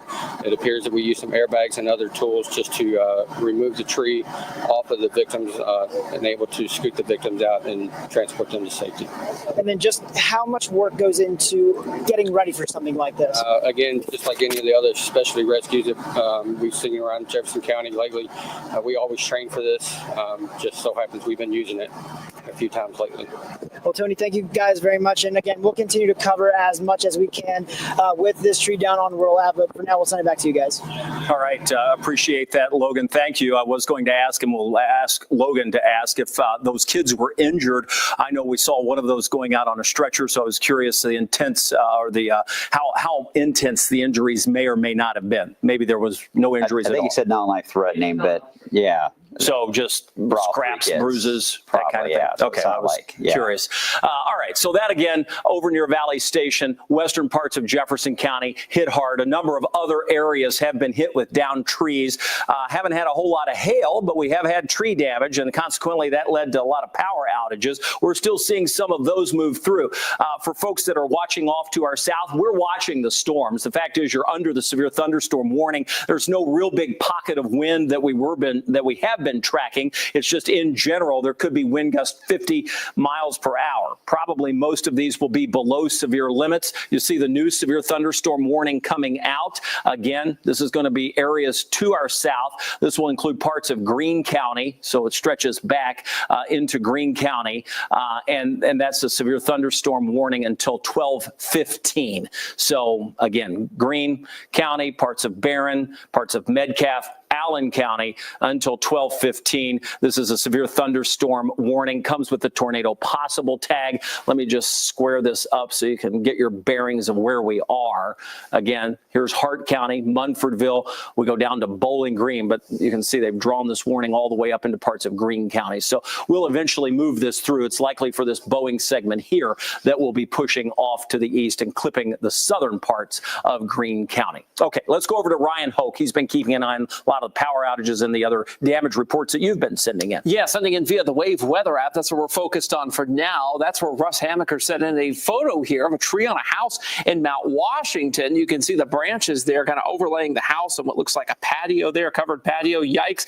This is a tree down on Wolf Avenue. This is here in Louisville. This is across from the fairgrounds off Preston Highway. And you can see that's a pretty large tree in front of that house. And then this is a video from Jeremy Davidson of the wax boat ramp on Nolan Lake there, and a lot of lightning through there that you just saw just a moment ago. Let's get you to the power outages here. This map continues to evolve here. Meade County is kind of the newest contender here with a 1,500 customer power outage totaling about 10% of tracked customers there in Meade County. Spencer County, we've been talking about you because your power outages have been pretty significant, and it has gone up. It's gotten worse, if you can believe that. 52%, over half now, of Spencer County's tracked customers. That's about 3,800 customers without power. Yikes. And then Bullitt County, that's where we find a pretty significant power outage down that way, about 20% without power. That's about 8,200 customers. Let's do Louisville here. This is Jefferson County, 27,607 customers without power. This has gone up again. And remember, the storms moved through here. What has it been, over an hour ago? Yikes, 6.7%. It may very well be that they have to take more customers out of power to get these tree branches and, things cleaned up with the lines, trying to get folks back into power. Shelby County, that's going to be Shelbyville, about 11% without power. That's 1,000 customers there. And let's wrap it up with Clark County, Indiana. That's Jeffersonville. That's Henryville, New Washington, Borden, nearly 10% without power. It's about 6,700 customers. So pretty significant power outage here in the metro. Over 25,000 customers still without power. And of course, Spencer County, Kevin, that's where we're tracking more than half of the county without power. Wow. And of course, that was where we were seeing that pocket of strong wind that Brian was pointing out, especially along northern Spencer, southern parts of Shelby County. So we know they had some pretty powerful winds there as well. While most of the area is starting to step into the clear, we're not there yet for our southernmost counties. So I'm going to zoom back into that region to the south, point out down across parts of Greene County where we do have some strong winds. We've just been noting that you're under the severe thunderstorm warning until 12:15. And while Greensburg is there, that's where we see another area of fairly strong wind. We can see that on the velocity. And you can see that pocket of wind just south of Greensburg. So that's another area that will need to be watched as we continue to track this off to the east. Severe thunderstorm warning remains in place, but another area of wind that is starting to develop across central parts of Greene County. If we track that, would move across southern parts of Taylor County and then eventually into northern parts of Adair County. So that's what we're looking at. Our plan at this point, it's 11:30. Coming up at 11:35, we'd typically be joining the Tonight Show. We're going to keep it because of breaking news. It's been a busy weather day. When we started this coverage earlier in the afternoon, we knew that things would go south pretty quickly. And we saw that from our sister station out in St. Louis at KMOV, where they had an actual tornado move through the city of St. Louis or one of the nearby suburbs. That caused some major damage.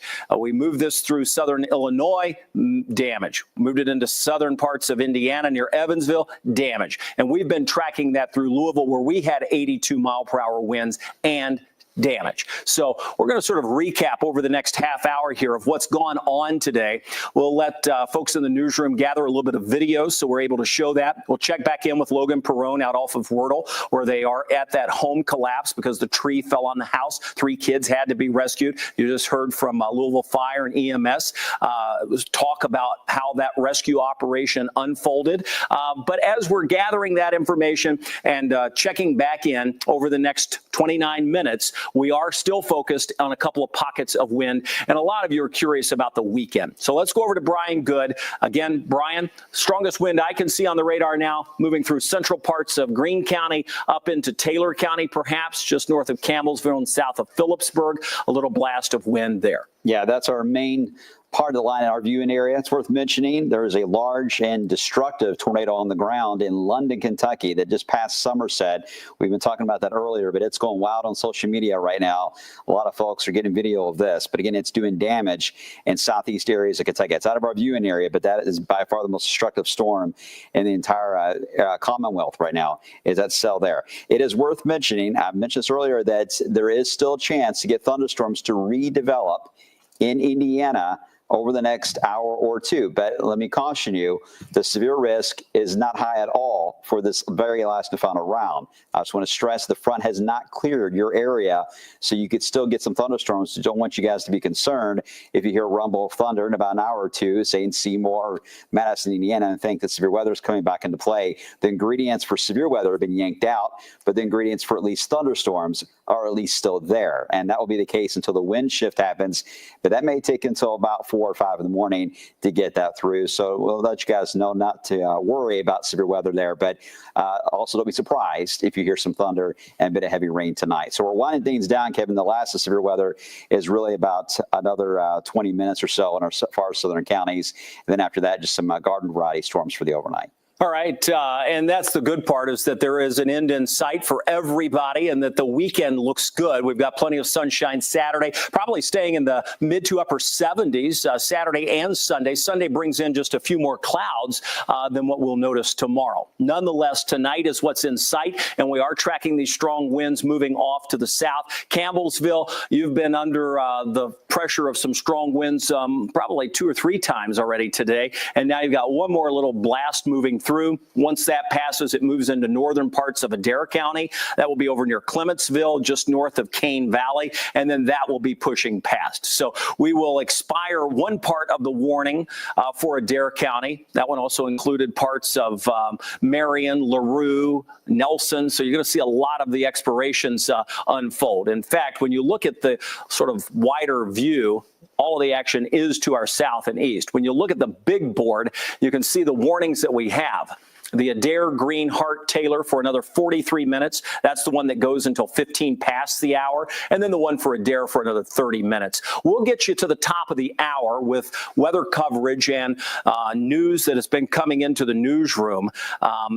Because we have had a number of trees down, and we do have a lot of power outages. So we're going to go through each of those. We're going to check back in with Logan Perrone, who's at the scene of the collapse where the tree fell on the house. 3 kids had to be rescued by Louisville Fire and EMS. So it has been a busy day, and it will continue to be likely tomorrow for some cleaning up, because I have a feeling that there are trees down that people don't even know about just yet. If they're not causing problems, you may not know until you see it in the daylight. So much of this has occurred during the evening and darkness that we've had through the evening hours. So what we had feared all week long for a week now, where we said late week, we've got the alert day in place, you're going to need to pay attention. And then as time drew closer, we were like, man, this looks like it really could be something. Possibly an outbreak, certainly have a lot of wind energy to deal with.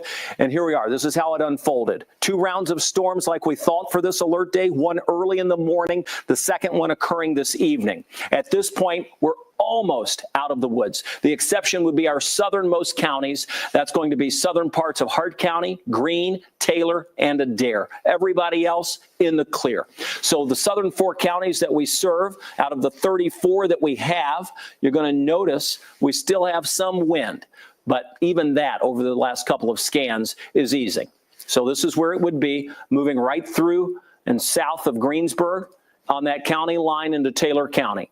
That's a pocket of wind that will push through. Heavy rain, too. A lot of lightning has been noted with these storms. We look at the velocity to see if it's increased or decreased. You can see actually the heaviest pocket of wind is up just south of Campbellsville right now.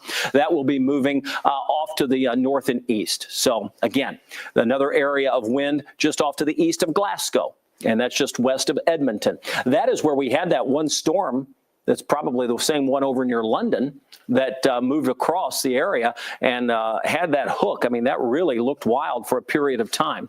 I'm going to zoom this. They're even giving 75-mile-per-hour wind gusts south of Bowling Green right now. Oh, really? That tornado warning, it's out near Allen County. That's near the Scottsville area? Yeah.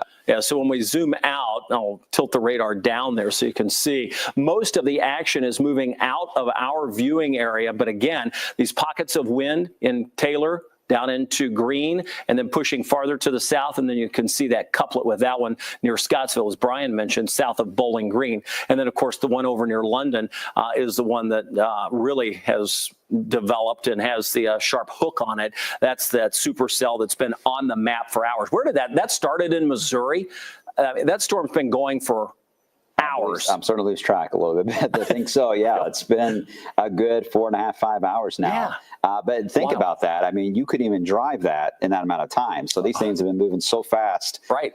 That's really what's adding to the wind energy on straight line winds. And obviously, anytime they have a chance to rotate, the rotation can be violent for at least 20-minute periods at a time there. Yeah, and we've seen the wind really play out today to the radar view. Obviously, we've got the wind in this zone. It's right where you find the heaviest pockets of rain. And the idea is that the wind above the surface is howling. How do you get it down to the ground? Well, heavy rain will bring it down. So when you see the heaviest pockets of rain, oftentimes that's pulling that very strong wind down to the surface. So that's what we have going on. All right, let's go over to Ryan Hoke. He's been keeping an eye on a lot of the power outages. Are we over 25,000 yet for the city? Yes, we've been over 25,000, about 27,000 here for a bit. We'll get to that in just a moment. I wanted to share with you some new damage information that we have from Taylorsville. Hello, Spencer County. We've been talking about you. Significant power outage there. You can see Sarah, this is her parents' house, by the way. Their backyard's kind of trashed with all the chairs everywhere, tree branches down, yikes.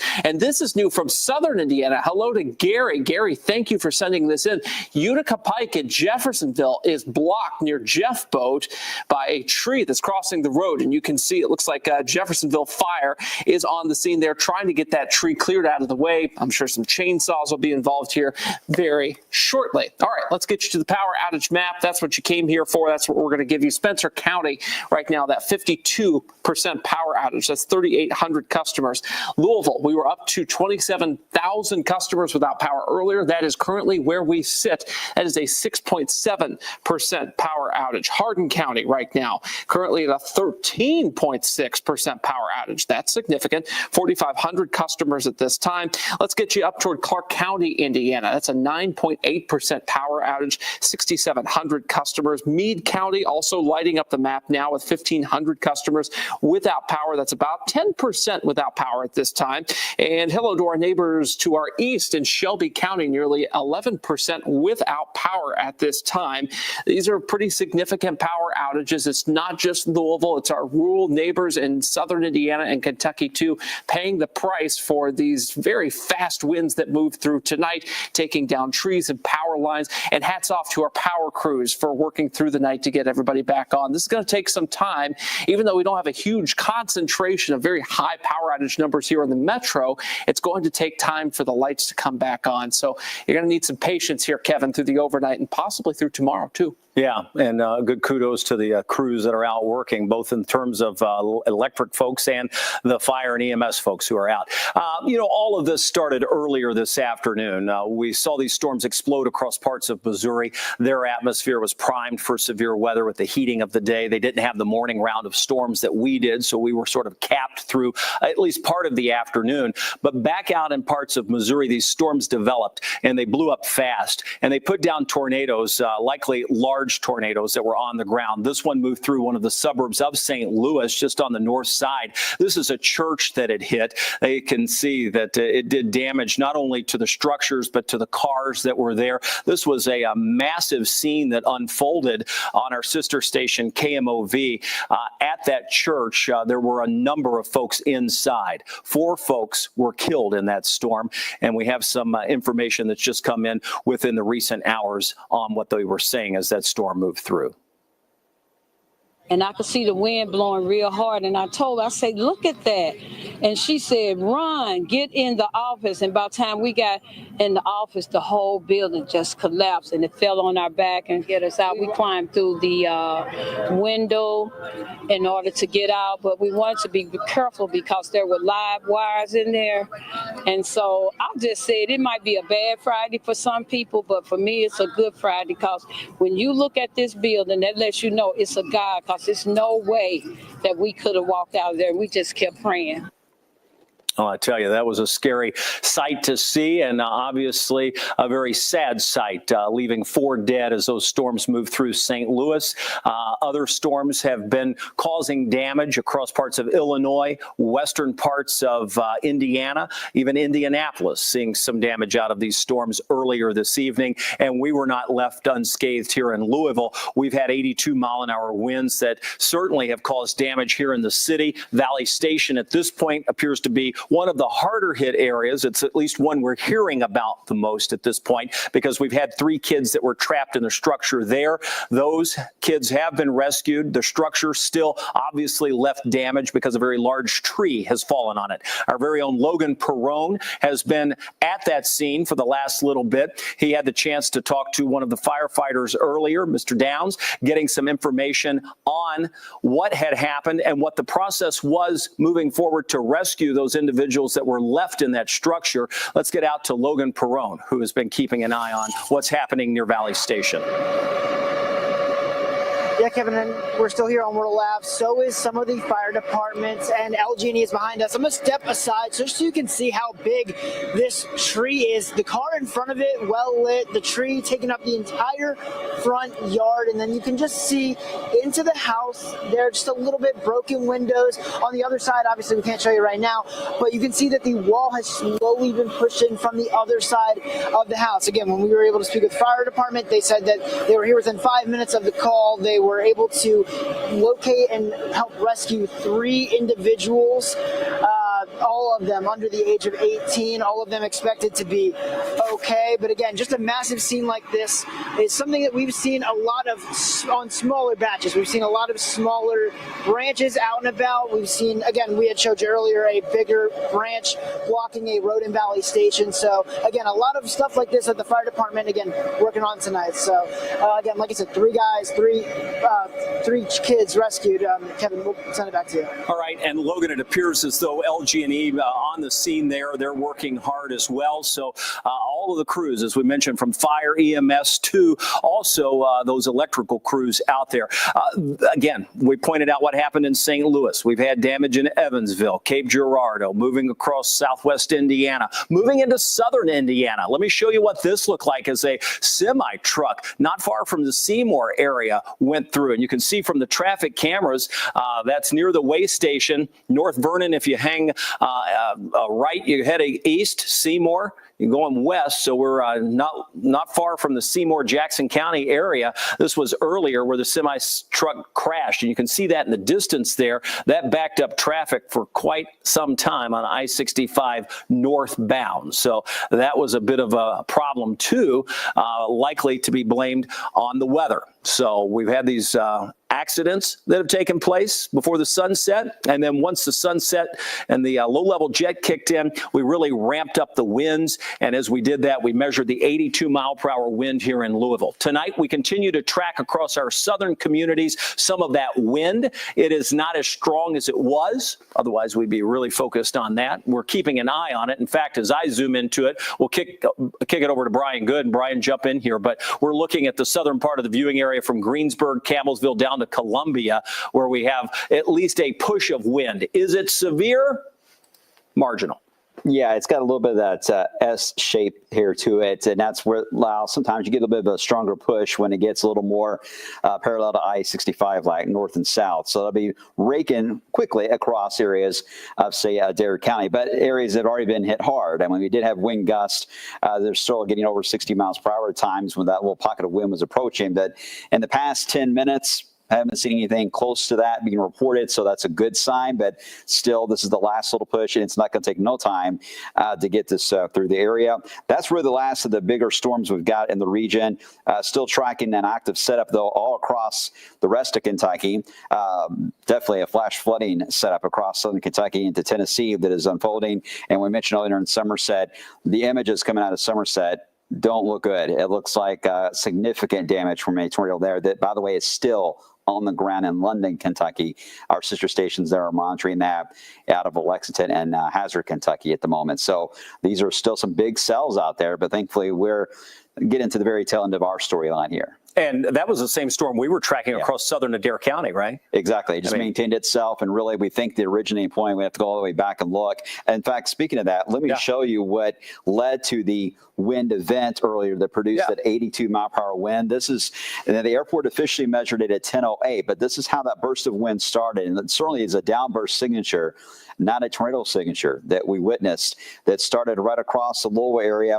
I would say southern Indiana, all the way through downtown, the Weather Garden, and there's the airport. And then the other little pocket that kind of separated that eventually went through Fern Creek, Okolona, off Cooper Chapel, Mount Washington Road, and then did the damage into Mount Washington itself. So there are different little pockets along this arc, but roughly between 10:05 to about 10:12, some of that window seems to have been the average report of when the most of the damage in Louisville took place. And Kevin, that 82 mile per hour wind gusts, the strongest thunderstorm wind gusts we've had since the super outbreak of tornadoes, April 3rd, 1974. Wow. The way those strong winds, and of course in 1971 was a strong year. But we thought that wind event in 2023, March and April, was up there, and they were up there. One of those was thunderstorm related, the other was just general wind related. But it's remarkable we are able to talk about another record being set this close in time frame. While you have that pulled up, will you flip that to the reflectivity just to show what was on that at 10:08? Because that was just bizarre to me as we were watching.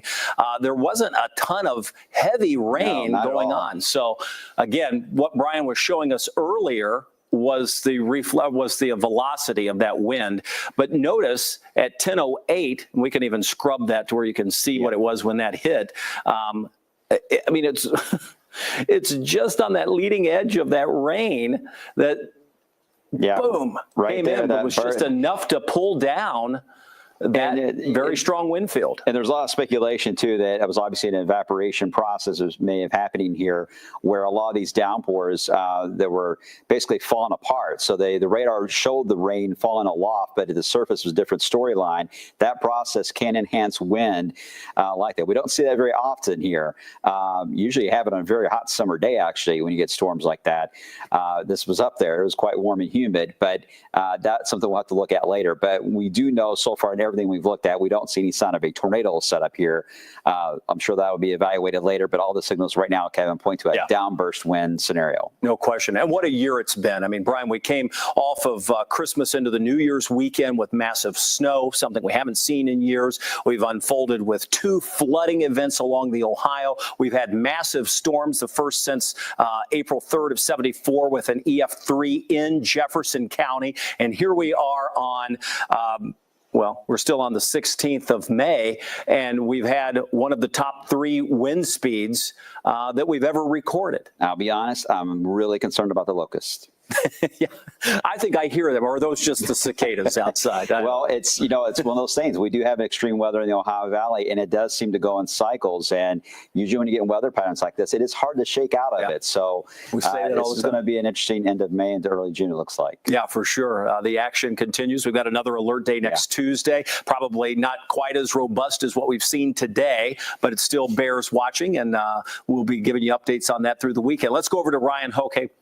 Hey there. Yeah, so we've had to update this list that we have been referencing, but we haven't really seen a whole lot of here. There it is, 82 miles per hour that we saw tonight at the Louisville Muhammad Ali International Airport. As Brian was explaining, this was the 3rd highest wind gust we've ever had at that airport since 1970. The 284 mile per hour gusts that occupy the top 2 spots were back in the 70s, the latest of which was April 3rd of 1974. We don't ever like to reference that, but unfortunately, It's been the worst wind we've had since then. And of course, back in 2023, we had several upper 70 miles per hour sort of wind gusts there. I want to share with you a couple new photos we've gotten from the Wave Weather app. This is from Damien. This is in Jacob's Addition there, which is near the Taylor Berry neighborhood. Trees down in the backyard there. Yikes.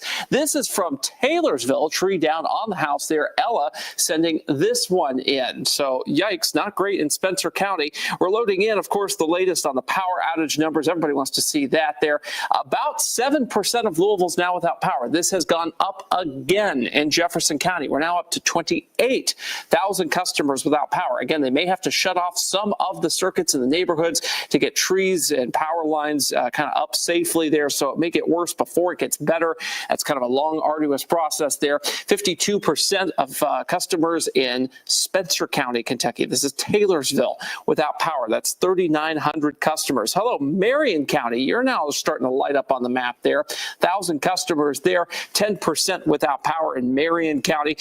And we'll wind up, kind of with Washington County, Indiana there. And you'll see that's a 14% power outage, 3,300 customers. And we have a new severe thunderstorm warning that's now at the top of your screen. We'll get to that here in just a second.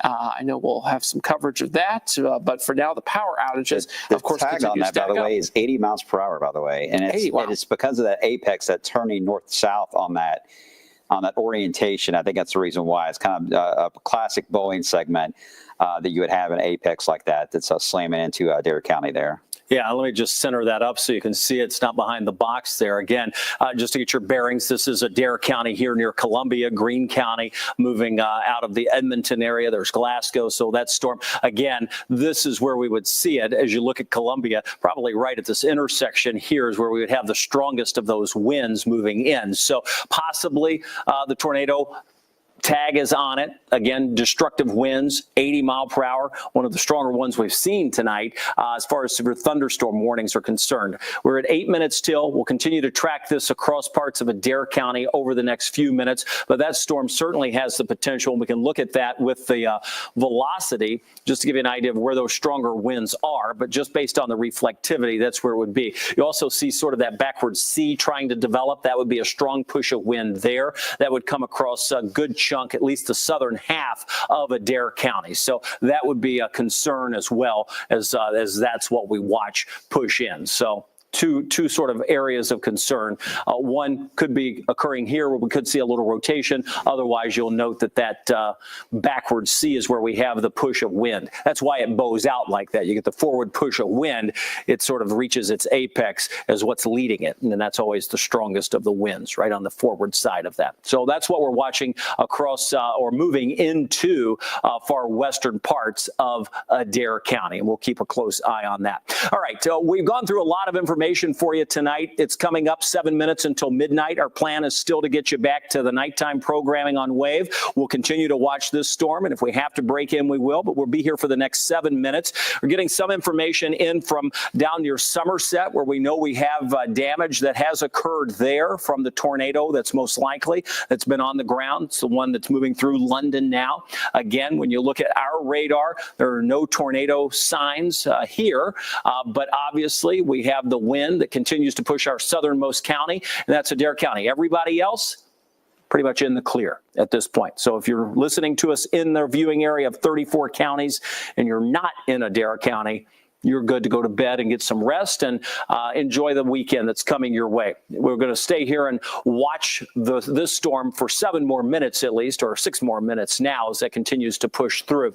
I'm going to go back to the radar. I'm going to put the radar up, and then we'll go to our home view. We've done this many times tonight as we continue tracking what's happening across all 34 counties. We haven't had a ton of damage tonight, but we've had strong winds that have caused some damage. And I'll put that on through the local storm reports from the Weather Service. And you can see a number of hail reports, wind reports have been the major. This has been the tornado. We had the tornado at times on the ground. This was that same storm, moved through Bowling Green with tornado warnings, produced some large hail, wind damage there, funnel cloud, not far from Edmonton. Then as we moved it into Adair County, lifted, and then boom, it touched back down, and that's what we're starting to see. Number of downed trees there, and power lines have been broken. Southern Indiana, the bulk of that went just north of the viewing area. That was a tornado 2 that was on the ground, not far from Bloomington. Let me pull that down so you can just see it. Oh, so close. I mean, we had this come through Indianapolis with hail, but between Indy and, say, Seymour, that's where we had a number of funnel clouds and a long track supercell that was likely putting down a tornado in a number of locations across the path of that storm.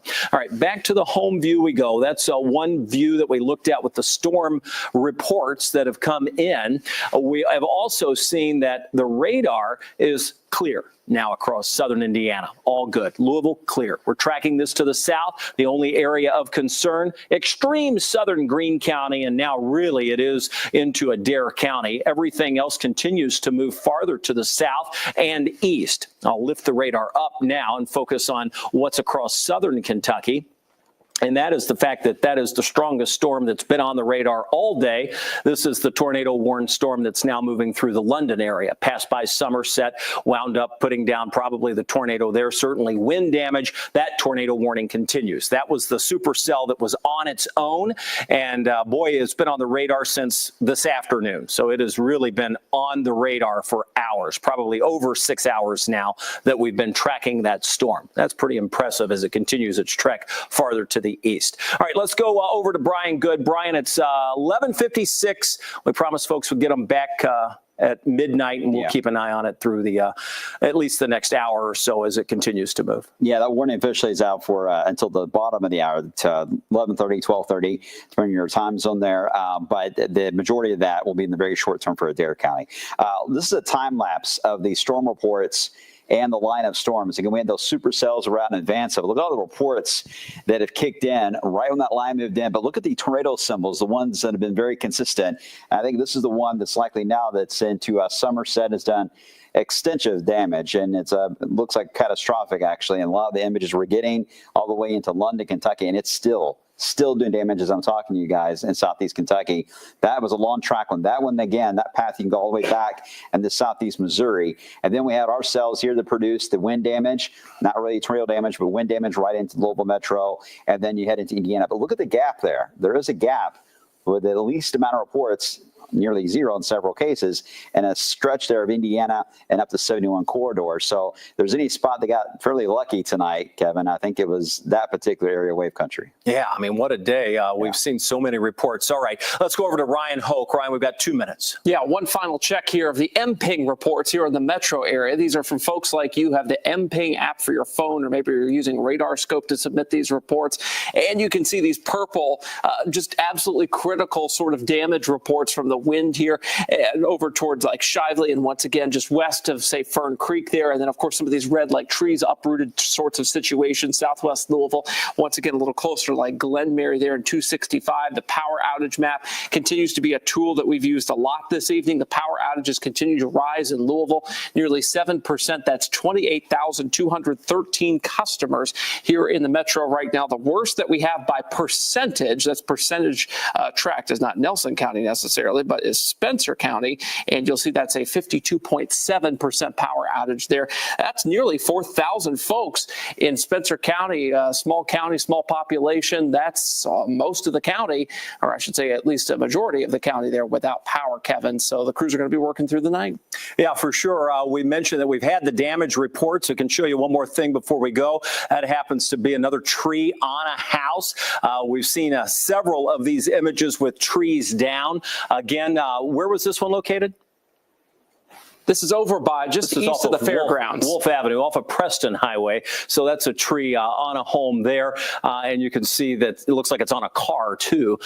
So we've had a number of trees that have been down in addition to the power outages that we've seen. All right, one more check of the radar here, just letting you know what's going on across parts of the viewing area to our south. And that's the fact that we do still have the severe thunderstorm warning in place across the southern part of the viewing area, including Adair County, until until 11:30 tonight. So that's one thing that we'll be watching. Can we show the radar view? And then you'll notice with that, the tornadoes are well to our south. So here we are in Louisville, the storms we're watching, Adair County. You're the only one left with the warning that has storms in it. So I'm going to zoom into it and give you one more bit of information before we let you go. And we will still watch this storm. You probably still have another 15 minutes until it moves out. We do still have some wind with it. The latest scan on the wind shows some easing of that. It's, again, not far from the Columbia area, pushing just to the south. This is the greatest part of the wind that you can see here, just north of Breeding. Sound familiar? We've tracked storms through here already once today. These will continue to track across southern parts of Adair County as those move through. Brian, any final words before I jump us back to the home view here? Yeah, just be careful out there traveling because there's likely still some tree damage you can't see. So if you have to venture out late tonight, early tomorrow morning, you may come upon a tree branch cross the roadway. It can sneak by in a hurry. So just take it really slow.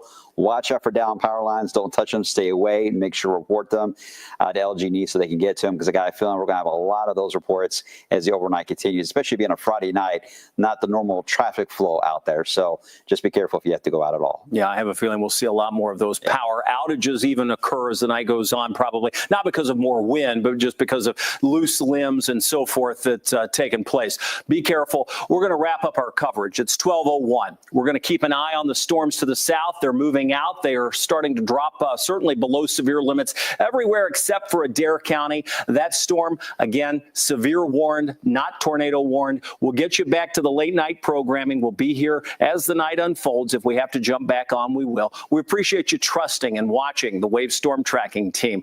It's been a rough night for some folks, especially as you look at the damage that has occurred, what you've seen come out of St. Louis. Our thoughts are with those folks. We hope you've been able to stay safe tonight. We appreciate you choosing Wave. On behalf of all of our team here at Wave News, I'll say good night, and we'll see you the next time. Could be over the weekend for some of us, and many of us will be back on Monday. I'm Kevin Harnett. Have a good night.